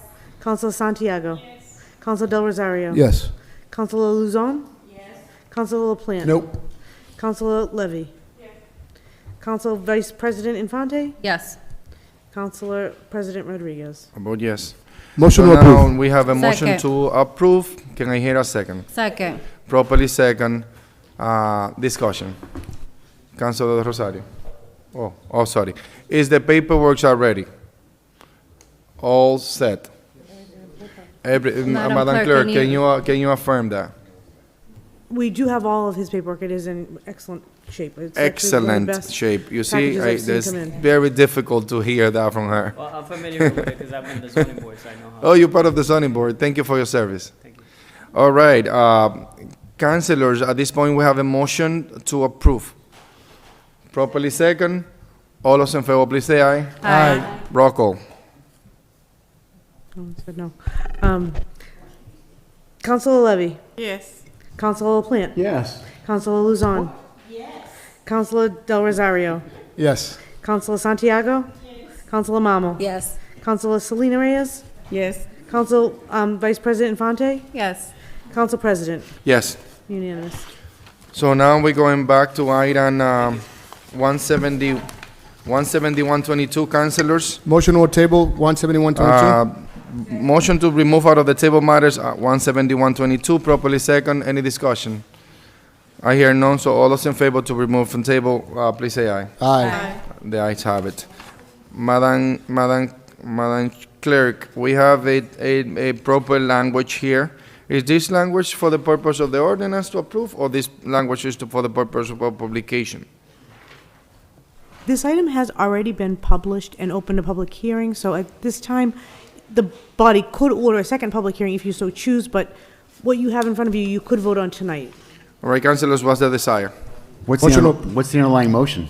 Because we made The a line motion. motion is to approve. So I'm going to, I think whose motion, if that was my motion, because I think it came out of ordinance, I think. Give us 1 second. It is, it's an underlying. So I am going to remove that, my earlier motion, and I'm going to substitute it with this new language. So my motion is going to be this language. So the motion is to approve with the new language that was provided Second. by the city attorney. Properly second, discussion. So councilors, for the experience, education and experience, there is a requirement of a BA, a bachelor's degree that is required, and master as is preferred. And it is a substitution of the education as well with 10+ years of experience. Just for the record, councilors, what's the desire of the council? Motion to approve already. It was the motion to approve. At this time, I call the question. So all those in favor, please say aye. Aye. Roll call, please. Councilor Levy. Yes. Councilor LaPlante. Yes. Councilor Luzon. Yes. Councilor Del Rosario. Yes. Councilor Santiago. Yes. Councilor Marmo. Yes. Councilor Reyes. Yes. Council Vice President Infante. Yes. Council President. Yes. Unanimous. All right, motion carries. It's unanimous. Now we're going to new business. So item 26424, the transfer of fund of $530,000 from free cash to the fire department for the overtime account. That's going to the Budget and Finance Committee. Item 26524, which is a transfer of fund of $500,000 from free cash to a special project account for the Child Care Scholarship Program. This is going to the Budget and Finance Committee. Item 26624, which is the year-end transfer between the department's account. That's going to the Budget and Finance Committee. Item 26724, which is the reauthorization of Boulevard Cemetery Revolving Fund account. That's going to the Budget and Finance Committee. Item 26824, the reauthorization of Council and Agent Revolving Account. This is for the amount of $150,000. This is going to the Budget and Finance Committee. Item 26924, the reauthorization of the Recreation and Park Self-Supporting Services Revolving Account for the amount of $100,000. This is going to the Budget and Finance Committee. Item 27124, the reauthorization to Liberty Program Revolving Account, expenditure limit of $50,000. This is going to the Budget and Finance Committee. Item 27224, the reauthorization to PEC Access and Cable Relocated Funds Revolving Accounts, appropriation of $377,000. This is going to the Budget and Finance Committee.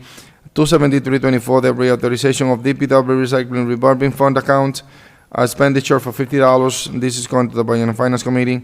Item 27424, the the reimbursement requirement of Trevin Lawrence Funding Award, Lowtown Boxing. This is going to the Budget and Finance Committee. The authorization to spend grant of $79,500 fiscal year 2024 and PNS grant award EOSPS, Rosa Charper, this is going to the Budget and Finance Committee. Item 27624, the authorization to spend grant of, for the amount of $273,602.75 of fiscal year, State Traffic Safety Information Improvement Grant Award. This is going to the Budget and Finance Committee. Item 27724, the creation of child care parking ordinance, from 6 a.m. to 6 p.m. Monday to Friday. And this is going to the Ordinance Committee. Item 27824, the handicap parking on 337 Prosper Street. This is going to the Ordinance Committee.